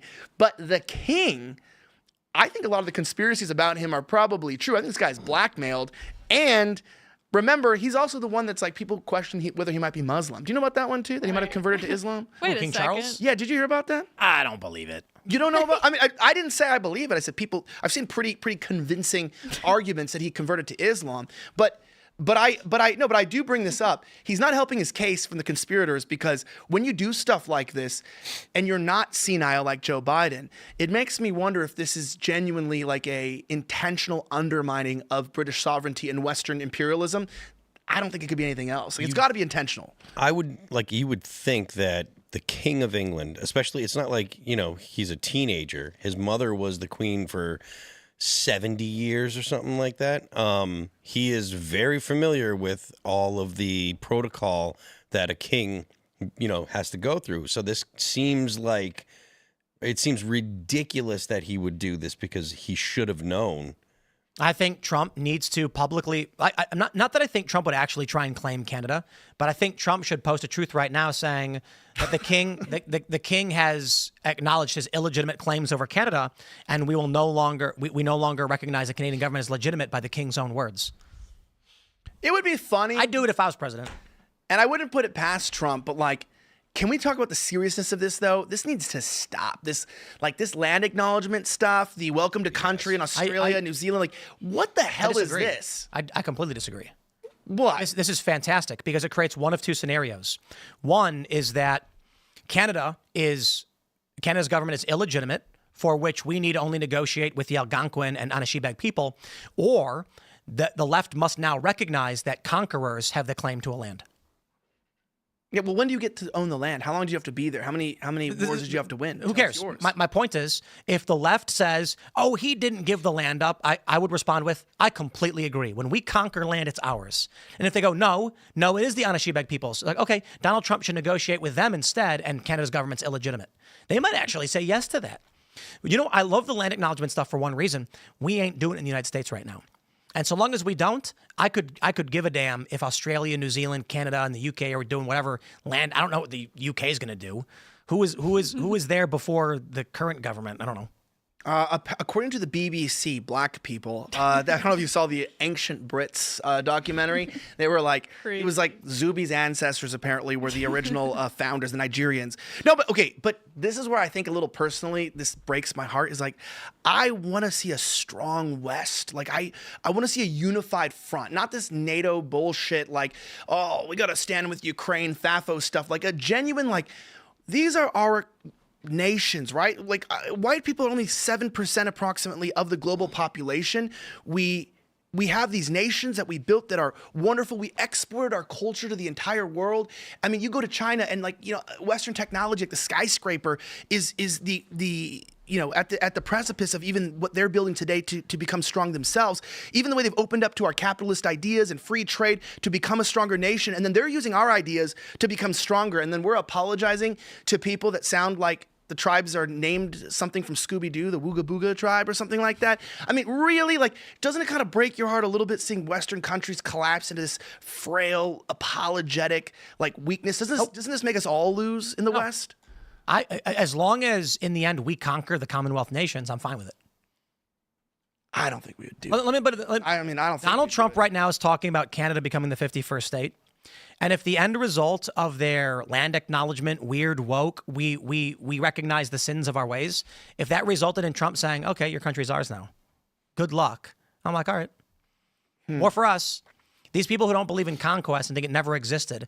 It's a silly notion that we have to give the land to whoever was there a long time ago, because everybody just claims they were there first. And then no one actually knows who was there first, and then you fight over it. So we have a government. Canada has a government. No, Canada's not going to abdicate control of the land to the Algonquin people, right? But my point is, let them undermine their own sovereignty. That's their own opinion, people writing this. And then Trump can come out and use that claim against them. If this persists and those nations collapse, then the strong must survive. I just don't think this is. How would it benefit the U.S. to take on cheap oil? Canada? They've got tar sands. On Canada? Okay. I mean, first of all, we get access to the Northwest Passage in its entirety if we control Canada. But they also have the tar sands, which is oil for us. Not that we need all their oil, but hey, that's good oil. Also, land is generally just good. There's resources there. I think they have a certain degree of rare earth minerals in the north. You've got, we could add more caribou to our diet, which right now is largely in Alaska. Who doesn't want free land? You know what I mean? The tar sands is the easy one. And my point ultimately is, for what reason should I as an American care that Australia, Canada, and New Zealand are gutting themselves with crackpot ideology and destroying their way of life. It just means that for us in the United States, if Canada were to break down because of these absurdities, it'll make it easier for us to get their stuff. Like it'll make it cheaper to trade with them. I'll put it that way. You don't think China is going to also like take advantage of these weaknesses? Like look at Australia too and New Zealand. They've been and they are. I know, but as they're the biggest spender of foreign policy lobbying in the United States. Yeah, I was in El Salvador. Okay, I went down there to go try to understand how fascism like sort of saved that country. It's a very unique position. And I was with some government officials, and one thing I noticed when touring some sites was that like they're building a new stadium in San Salvador, and it literally says like a social project of the Chinese Republic, and I was like, you can just tell your people straight up that China is building this? And he's like, yeah, China's putting billions of dollars into El Salvador because why? They want to control the port down there, apparently. They want access, I don't know if it's trade or military. They're putting a bunch of money into Central America. And so about half the social projects, I was talking to a government official, are direct competition from the actual Chinese communist government. And so to me, like, you know, when you had a destabilized country like that, right now when it's stabilizing, you do have competition between the West and the East trying to gain control of this newfound government that's, you know, some people question whether or not what he's doing is democratic, but it worked, right? As he said, like, should we give up the freedom of 6 million for just like 60,000, you know, basically take away some human rights to save the entire population. My point is like, I haven't seen this be good for any of these Western nations. And maybe it's just because I'm a little bit of an identitarian myself. I'm a Western identitarian. I love the idea that I can go from country to country. You kind of don't feel like you left the United States. There is a lot of Western and American dominance in these countries. But like seeing the downfall of Canada in the last 15 years, seeing even just the Canadian dollar collapse, the Australian dollar collapse, to see the fact that like, you know, the cultural demographic makeup is looking more like the East. Like, do you see that recent video of Niagara Falls where they said that like basically tourism revenue's down, but visits are up, and it's because they said it's day visitors from Brampton that are visiting Niagara Falls. It looks like you're in Punjab. You see the video; it's crazy. There's not a single Western person there, and so it's like when you see the fact, it's like there's real consequences of weakening these countries that I don't think we've realized yet. And I'm like, I don't know, like.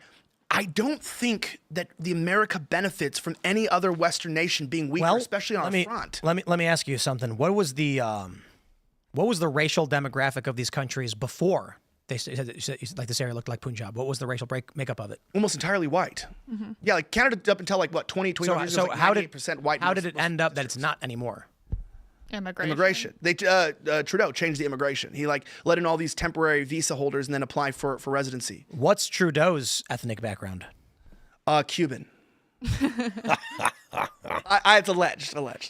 What's his ethnicity? I think Cuban. Probably he's white. Anglo.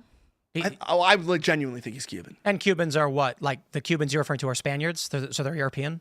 He's white. No. He's white. Justin Trudeau's a white man. Mm-hmm. The Democrats are white people. All of these Commonwealth nations were largely run by white people. And in the studies that we've pulled up, the one ethnic group with an out-group preference based on race are white liberals. This is true. So the funny thing is, when I hear this talk about like I certainly get why people are upset that, you know, there was a country, it was colonized, it was conquered, whatever you want to call it. I mean, I blame white people. Canada was a country largely of white people, but then they desires, or maybe it's our government stopped caring what we think. Like when Theo Vaughn said, it seems like no matter what we want, our government does what it wants. Yeah, people don't vote. No for one's been mass polled immigration. for this. Yeah, like when you poll these countries, they didn't want it. So like, Irish people don't want it. Why doesn't it happen in China? Why doesn't it happen in China? Because the Chinese government actually wants a good sovereign nation. And what ethnic background runs the Chinese government? Han. And why doesn't it happen in Japan? Well, it might be, actually. They're switching their immigration policies possibly. Sure, but it hasn't. Yeah. And it's funny because in Japan, racism is humor. Not kidding. Like, so is it white people that control the government? Just because he happens to be white, like no. My point also, is, wait. Also, Trudeau's immigration minister was Jewish. So. And the Mexican president is Jewish. Do I blame Jews for the corruption there because she happens to be ethnically my Jewish? point is, you have all of these white countries that are experiencing this problem that non-white countries are not for the most part. They didn't vote for it. So like blaming the white populace for the collapse. They didn't vote for it. They don't want it. Are you kidding? Democrats, 70 million voted for Kamala Harris. We didn't poll on... The AfD, like, did that not get the most votes in Germany? And now the government is literally monitoring the party and trying to shut it down. And what's like the German people, what's the majority of the government? So, bro, like I don't understand why the acknowledgement is simple. White countries did this to themselves. I would say it has to do with an occupation. There's something that happened after World War II where our governments are moving towards this liberal democracy, this universal democratic, hegemony. Look at Romania, what happened with the election. Agreed. So my question is, and this is before I want to liberal economic order. Well, look, I'm actually going to defend Jewish people here for a second in saying this. Do I think because Zelensky's Jewish that I'm going to blame Jews for the downfall of Ukraine? I don't think that's fair to say just because he's ethnically or religiously, maybe he's atheist, but he's ethnically Jewish, that it's the Jews' fault. Because I don't think that when you look at the actual polling, that's not, USAID backed polling, but actual polling, it looks like he's not very popular, and they want the war to end. Ukrainians want the war to end. So we have a problem in Western countries post World War II that our governments are enacting some sort of a UN agenda that is not representing what the people wanted. Like Ireland, there's this city that was 98% Irish. Someone could put the name in the chat. And they had a vote of whether to put an immigrant center in the city. The city voted like 4/5. It was like over 80% voted against it. They built it anyways, arrested anybody who tried to stop it. And now the city is like 37% What's the ethnicity of the cops? white.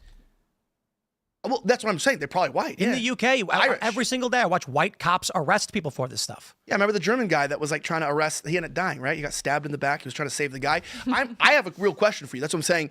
I don't think we could blame white people because I think the government is just doing what they want. And people out of desperation are voting because they've been told democracy or voting is the only way out of this. You have to vote for who you have to vote for. You get Trump or Biden. It's not like there's 20 options and then all of a sudden there was this one really good option that was going to change things. You have this sort of uniparty here. And I think in every Western country, the governments are working against their people. White people are not pro-mass immigration from these countries when polled. So how is it their fault? If the government's rogue and not representing them, maybe our only fault is not absolving our own governments. We're not going to war with our governments. But half of this country supports the Democrats, and maybe it's slightly less.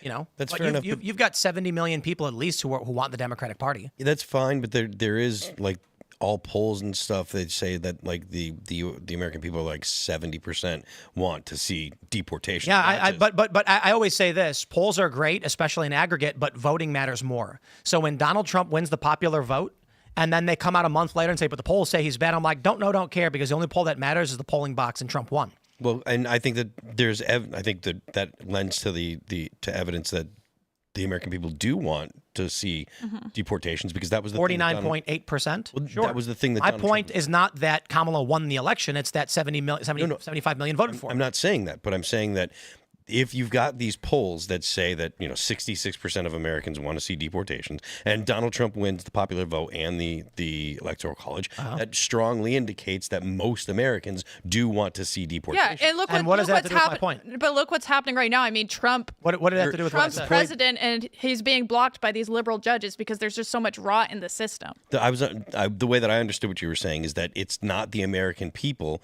that actually want to see deportations. No, my point is that about half of this country are okay with open borders. But they're not. But they are. They vote for it.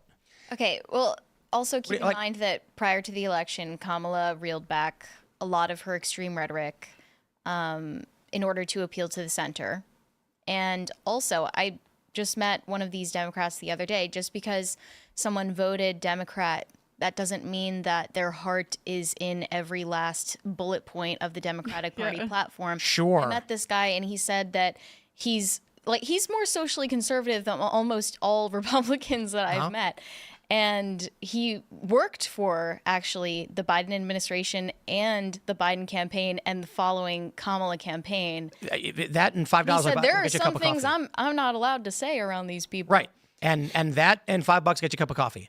So when someone comes to me and says, look, I don't like the Democrats, but I voted for them, I'll be like, then you support open borders. Now, you can tell me you don't like open borders, but you do support it. And if they say, I don't support it, like, you literally lent your support to the party of open borders who opened the borders. What do you think support means? It means you are literally, as an individual, holding up their system with your actions. Well, if we are talking just ideologically, the popular sentiment is behind mass deportation. And they're also and immigration. And that's what, 55%? My point is, when we are saying that the people don't choose their government to do these things, that is not correct. Donald Trump won. Donald Trump is now deporting people, shut the border down. I am very happy about what he's doing. I spoke with Tom Homan today. It was fantastic. But these Democrats might try and publicly play to the center, But they will, I mean, look at when Bill Maher said, if a recession stops Donald Trump, then bring on a recession. Literally saying destroy the economy and ruin people's lives. I hate Trump that much. Now, you can go to Bill and talk about wokeness and all that stuff, and this was the issue with him. He might say to your face, hey, man, I don't like any of those things. But if a guy says, I'm not a bank robber, I hate bank robbing, and then he goes and robs a bank, he's a bank robber. My point with all of this is, we've looked at the data that shows white liberals are the only rate. So out of all ethnic groups, the only group with an outgroup preference to any degree is white people, specifically white liberals. So when we look at all of these policies, it is an ideology among white people. My point is simply that not all white people, of course, want this. But when people talk about the ethnic makeup of this area or that area, I'm like, right. If we're talking about ethnicity, it is something about white nations. Take a look at like the indigenous countries of white people, which is the various countries in Europe. Where are they now? Except for Poland, largely opened their borders to all these different ethnic, immigrants of varying backgrounds, largely sub-Saharan African immigrants in Europe. China didn't do that. Japan didn't do that. Even the governments did that, but that doesn't mean that there's popular support. And also, obviously there is an issue with white guilt, but why do you think that is? I mean, people are born into this system where they're told from a young age that you're basically evil for being white. White people. Yeah. I don't know if I would say by white people. I have a real question for you, though. So this is a kind of a point of contention. So I had a point of contention with Nick Fuentes. He was telling people not to vote for Trump. I was telling people to vote for Trump, okay? And people were saying, oh, if you vote, well, he was telling people not to vote for Trump, and I was telling people to vote. I was first. And I was claiming, we had a disagreement because I was claiming that, number one of my assistant producers at the network, check it out, rifttv.com, he was looking at 5 years in prison for a stupid J6 bogus charge, right? And I was under investigation. I go, this is really selfish, but I know that Trump will pardon these people. His entire presidency depends on it. And there's one main reason I'm voting for him. It's for my friends to be absolved of their fake criminal charges. However, everybody knows, probably one of the biggest criticisms I've seen, even in your chat when I've come on in times, is like, oh, like I mentioned in the beginning, Elijah's on here, we're going to hear Israel's bad or this or that. It's like, okay, look, everybody knows I'm anti-Zionist. I don't agree with it. And I knew Trump was I think he's a bigger Zionist than the left. I think he supports Israel unequivocally more than Biden or anybody did. So are you going to sit here and say, because I voted for Trump, because I knew that there was friends I didn't want to go to jail, and I did feel like economically and also in other areas, including the value and the patriotism of our nation, including the strength of our military, that Trump would be a better choice, that somehow I agree with the focus being on removing funding from universities. No, it's like, yeah, so you're not blaming me for that. I literally said that you can disagree with something, but there's a question between whether you agree with it or support it are different things. But I'm saying the majority of Americans, I believe, from what I've seen in real polling, disagree with the immigration crisis right now, both legal and illegal. They want to see people deported. They want to see legal immigration down. They want to not if Trump's doing it. No, I think that people want it. And then unfortunately, they look around. I think people are disillusioned going, why does Kash Patel say he's going to do all these things? And no matter who gets in, nothing changes. So I'm saying, I also think people are intentionally misinformed. So like you're saying, well, why would they vote for this? I don't think people are all informed and intelligent. I think Nick was right. What? If Nick's point was don't vote for Trump. Was he right? That's what I'm asking. Was he right or was I right? I don't know. If Nick's point is vote for Trump as a vote to support Israel, he's correct. Functionally correct. I agree. Yes. But the question is, do you lend your support to things you don't like because there are things you need? That's it. I think either way you're going to get support for Israel. I mean, Kamala's married to a Jewish man. I didn't think we were going to see a change in that party. But my point was, I'm saying, but with what you're saying, like, oh, it's white people. I'm saying the polling shows the popular amount of white people statistically do not support these things, but the government does it anyways. And because we're in a democratic system where everyone has to say, and I will disavow it, I disavow violence. We're just trying to vote our way out of it. When it turns out in the American primary system on certain issues, that especially on Zionism, that you are not going to really get, I'm thinking of Brandon Herrera here, you're not going to really get a candidate on the Republican or Democratic side who agrees with me on that issue. They're going to put two people who agree on the Zionist issue to fight left and right. That's a losing battle for me. I don't even try to fight it anymore on a voting level because I realize I'm not going to vote my way out of support for Israel. That's not going to happen in this current electoral cycle or with this generation of people running because the way the primary system's set up. So with white people, I'm saying maybe the system got rigged by people, and I have to ask the question, Why would white people intentionally create an international government system that not economic order? Well, why would they do this that doesn't even focus on the deaths of white people from World War II? We don't even talk about how many Why did they open trade with China? Well, this is what I'm trying to ask. Why would we create a system to engineer our own destruction? Because they didn't think that was going to happen. They thought opening trade with China was going to liberalize China and make China subservient to us through trade, and that's the opposite happened. China exploited the United States, took our manufacturing, and then mocked us for it. But we got to go to your chats because we did push back a little late. So smash the like button, share the show with everyone you know. And of course, we're going to have that uncensored call-in show, which we will continue this. And it's going to be fun over at rumble.com/Timcast IRL. But before we do, we got a great sponsor, my friends. It is Lear Capital.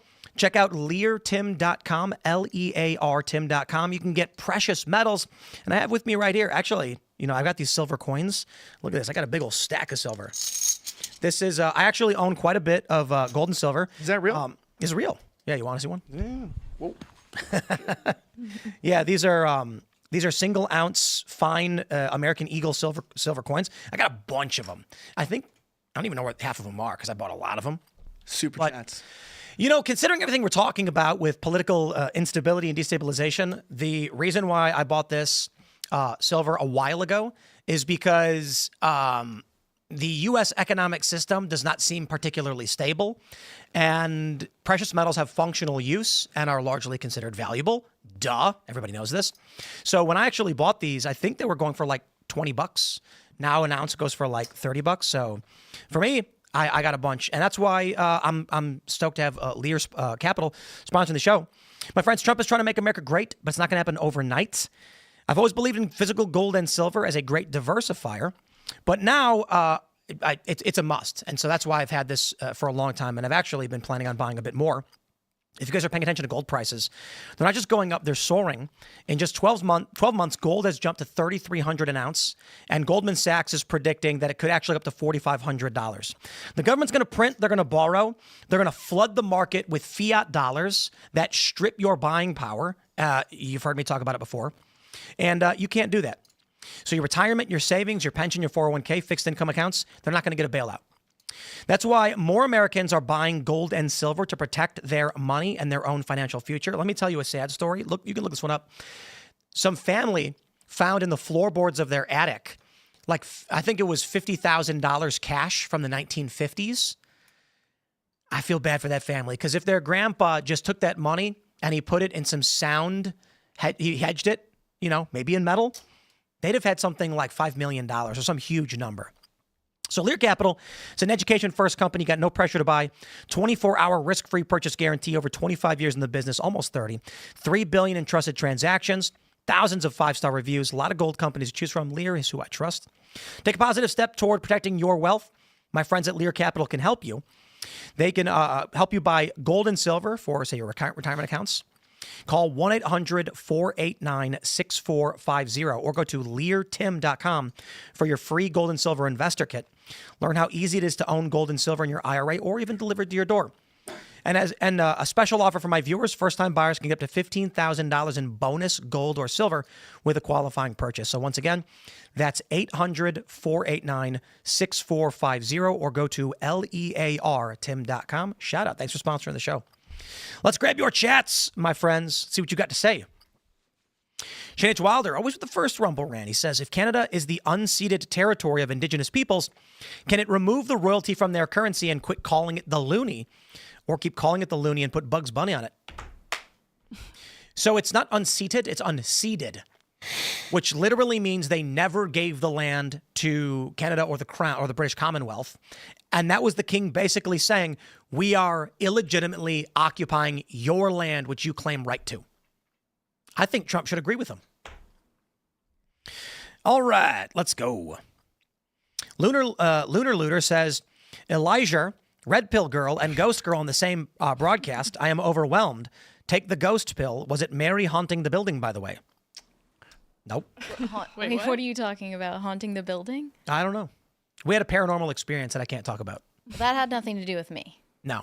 But is it? They're putting the hard R on Elijah now? Yeah, they're calling me Elijah, and some people are censoring my name. Elijah. Elijah. That came from working with too many Australians. Elijah Schaffer. It is. Because the Commonwealth Act, the non-erotic Commonwealth accent, instead of they say right? Yeah, which is actually funny because I always like ask Australian people, I was like, why do you always say the N-word with like a soft, with the A? Because they say it's not like a big deal there. And they're like, no, I'm saying it with the hard R. Then it's like, at the end. You're like, oh yeah, because you can't say your R's. So yeah, they can't do it. But, that's a British thing indeed. Yeah. All right, let's go. KO7776 says, no one is talking about the possibility someone was paying Epstein's cellmates to brutally beat him and blackmailing him into doing it. Technically still sewer slide. That was the first one, but then they removed his cellmate. It was by himself, I think. So, yeah. All right, let's see. Uncle Sam is a fraud says, Tim, did you watch the greatest free show on earth last night? America First with I'm sorry, I read that wrong. Israel First with Nicholas J. Fuentes. Big show. He does talk about Israel more than any other issue, doesn't he?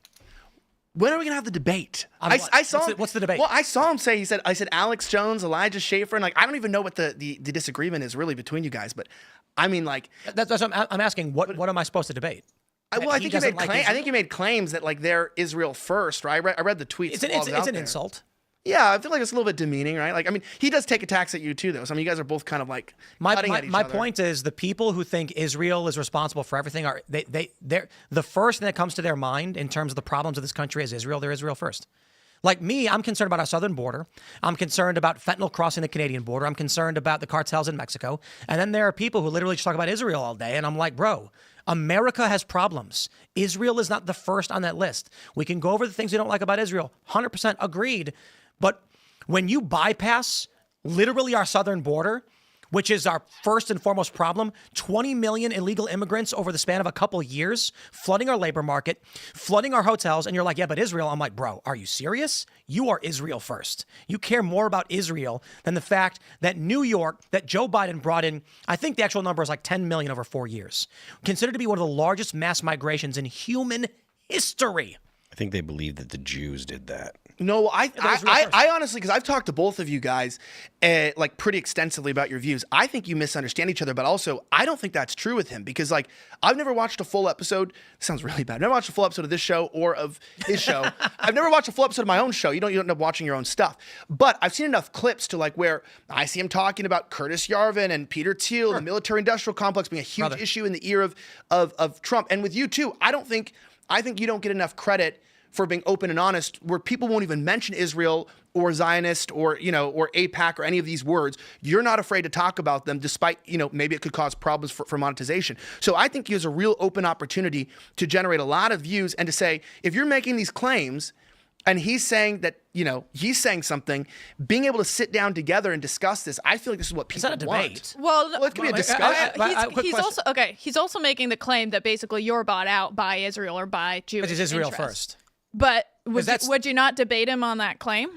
What's the debate? I don't get money from Israel. He was accusing you of meeting with Netanyahu. And I met with Netanyahu, indeed. And Tucker Carlson met with the premier. What did you guys talk about? Netanyahu. There was a Chatham House meeting with like a dozen plus journalists at the Blair House, which is basically a White House guest house. And he was talking largely about Iran getting a nuclear weapon and trying to go to war with Israel and the United States. I think it's also pretty. And Tucker Carlson met with the premier of Qatar. Well, I'm confused on that too, why he did that. But I think a lot of people want to know this because I'm not making any accusations because I think a lot of people are too conspiratorial and think that everything's like, some undercut, cooked background thing where people are, getting top-down orders from Israel. And that's really not what's happening. Because they're Israel first. They're deranged. No, well, listen, okay, we'll disagree on that. But I mean, that is crazy to have a meeting with a world leader. That's like, how do you get invited to that? Like, why is Netanyahu meeting with all of our right-wing influencers? Well, yeah, but I'm saying, why would a foreign leader then want to meet with you because you have a big podcast in America? Like, because he's advocating for U.S. support for their war with Iran. So, but why would he need to talk to you to raise it's called support? Lobbying. Well, what did he lobby? Like, can you say, or is it NDA? Yeah, he was trying to convince a bunch of media personalities that the U.S. had to support Israel, and I would say 70% of the room told him to screw off. What did you feel personally on that? Like, do you have an opinion on that? Yeah, I think he was. In a matter of speaking, I mean, nobody literally said screw off, but there was a really funny moment where he's like, what does Iran say? They do not say death to Israel. They say death to America. I'm not supposed to quote him, so I'm paraphrasing, I guess. I don't know. He said that. And And he goes, Pretty good impersonation. and what do you think happens when they get a nuclear weapon? After they will be stopped by us, but they will come for you. No, and then immediately someone goes, no, they won't. Just blurted out in the room. It was hilarious. And then he was like, yes, they will. And they're like, no, they won't. And then someone else goes, their nukes can't reach us. It was funny. But the idea that when Nick Fuentes says something like Tim Pool is bought and paid for by Israel, that's because he's lying. Like, do you literally believe that Israel gave me cash money? The liberals claim that Russia gave me money. Lies. And the Israel First people claim that Israel gives me money. Stupid lies. Look, the Israel First people think that I won't talk about Israel at all because I'm in a band and because the music industry is run by Jews. So I must not be allowed to talk about it. Even though we sat down and had a conversation, Scott Horton was here last Friday, and the whole thing was talking about Israel. People that we're talking about, there is no evidence that you could show them that would change their opinion. I got to tell you, Elijah, the truth. My Mossad agent insisted on inviting you onto my show. Shit. And Scott Horton the week before. Qatar needs to send you some more money. The competition's thick. Well, see, I don't think Qatar's pay, Tucker Carlson got it. We had a lot James Lindsay thinks we're getting money from Qatar. And James, I want to tell you, we are taking money from Qatar. So and you were right it was on that. a newspaper called Jewish Insider that lied about what I said to claim that I asserted Qatar was paying people. That's smarmy. So at this meeting, I asked Netanyahu, there have been a bunch of claims that Qatar has been paying American influencers to promote anti-Israel content. Do you have any evidence that's true? And then some writer reported Tim Pool claimed Qatar was paying influencers and asked the prime minister about it, who said he wasn't sure. And I'm like, I didn't tell him that it was happening.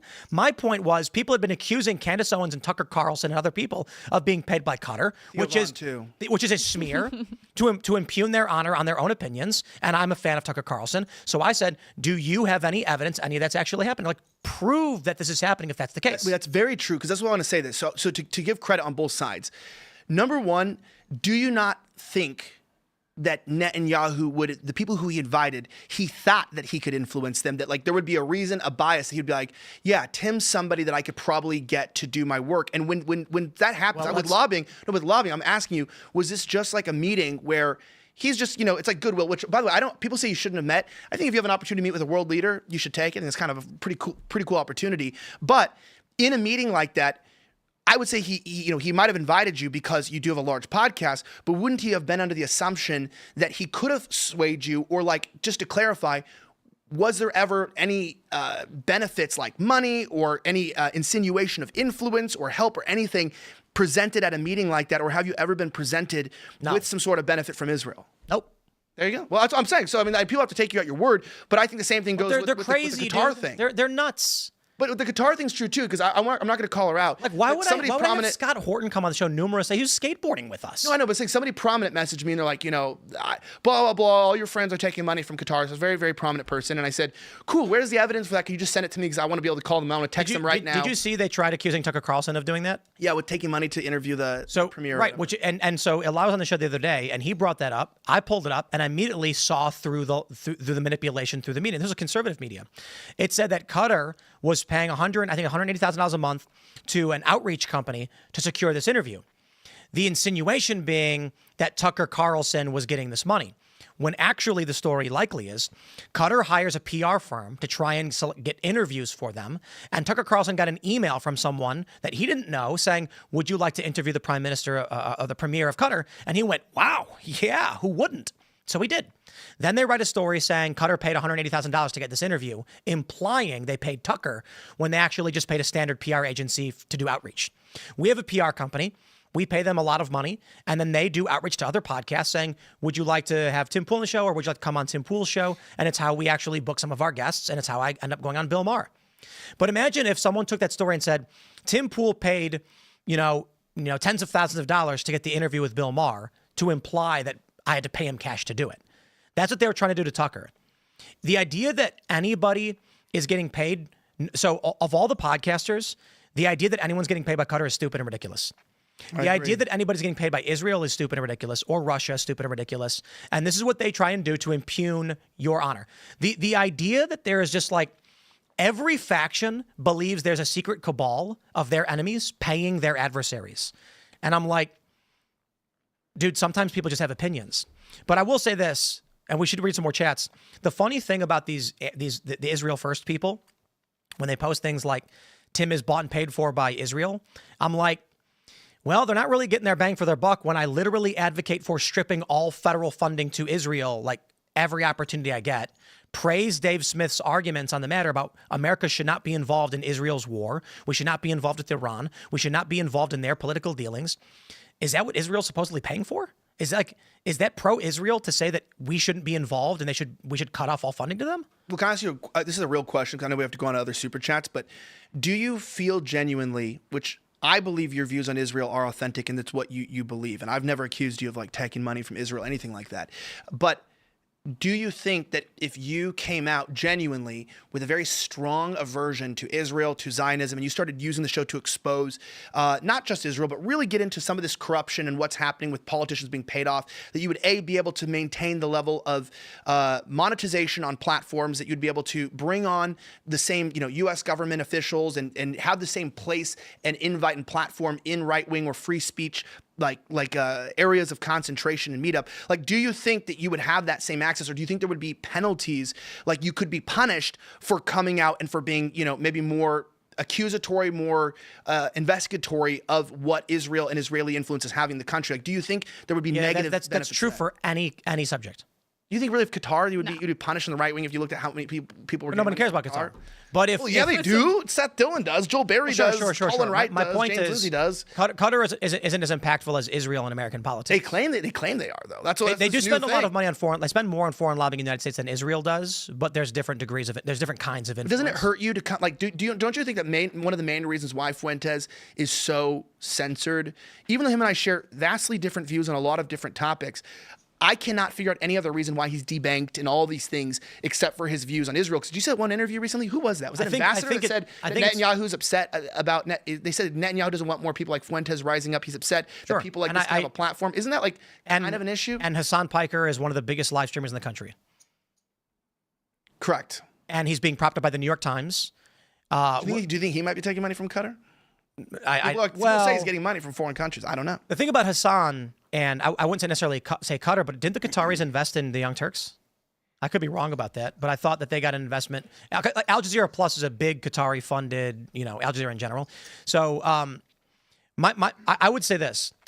There are a variety of subjects to where if you come out extremely strong on them, you can find yourself isolated from certain platforms. Do you think that if I was advocating for Donald Trump to be imprisoned harshly, every video I did, actually I'll put it this way, do you think Trump would do an interview with Brian Tyler Cohen? I don't think Trump would do an interview with anyone that doesn't have extremely high ratings. I think that's what he cares about. Brian Tyler Cohen gets more views than Joe Rogan does. But every single video he produces is a screenshot of Trump and then something nonsensical about Trump, like Trump unhinged rant viral. And it's not even news. It's just he spam blasts. Yeah, Trump's kind of going to be like, I don't see the benefit of talking to someone like that. And so the left is worse than the right. The right's more tolerant of these things. But one of the things that I told the Trigonometry podcast, when they told me that I was wrong, they were like, you're just blanketing all the left as one. I could do that about the right. And I'm like, no, you can't. You're wrong. And the example is Tulsi Gabbard, RFK Jr., Donald Trump, Elon Musk, former liberals who are now on the right, because the right is accepting of views that they disagree with. For example, I'm politically moderate and old school pro-choice, and Charlie Kirk invites me on his stage at TPUSA, which is a largely Christian conservative event, and they give me my position to talk about what we largely agree with and even express my opinions on the things I don't agree with. Because I think the right understands we're not going to all agree on everything, but we have to build coalition around the ideas that we want to succeed with together. But most of them won't build any sort of coalition with someone like Nick Fuentes. But I think the issue with Nick is that he's I do agree. Trolling and caustic to people, though. He's caustic. If you look at like Tim just mentioned, Hassan is every bit as critical of Israel as Fuentes is, but the way that Fuentes delivers it is I'd say more. Well, probably. Okay, fine, fair enough. But the way that Fuentes delivers it is intentionally trolling. Sure, but here's wait. We have to go to the uncensored. We're 2 minutes over, but we will keep talking. Just uncensored. so we can say more. So smash the like button, my friends. Share the show with everyone. You know, we're going to the uncensored portion of the show at rumble.com/Timcast IRL, so we can continue this discussion.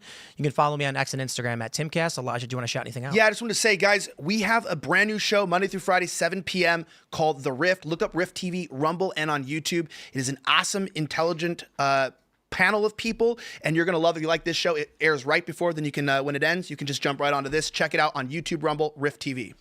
Yeah, and I'll be on the show tomorrow night, so watch that and subscribe to my brand new YouTube channel. It's just called Sarah Stock, or follow me on Twitter at Sarah C. Stock. Go subscribe to Pop Culture Crisis. We go live every Monday through Friday at 3 p.m. Eastern. We are also on Rumble, so go follow us there. And you can follow me on Instagram, Twitter/X, or TikTok at Mary Archived. Boo with the. We're going overtime. Fine. I am Phil That Remains on Twix. I'm Phil That Remains Official on Instagram. The band is All That Remains. Our new record's called Anti-Fragile. And I also just released a song with Nick Nocturnal. You can check them both. The song is called Scarlet. You can check them both out on YouTube, Apple Music, Amazon Music, Pandora, and Deezer. Don't forget The Left Lane is for Crime. We will see you all over at rumble.com/Timcast IRL right now for the uncensored portion of the show where we'll continue the conversation. Thanks for hanging out.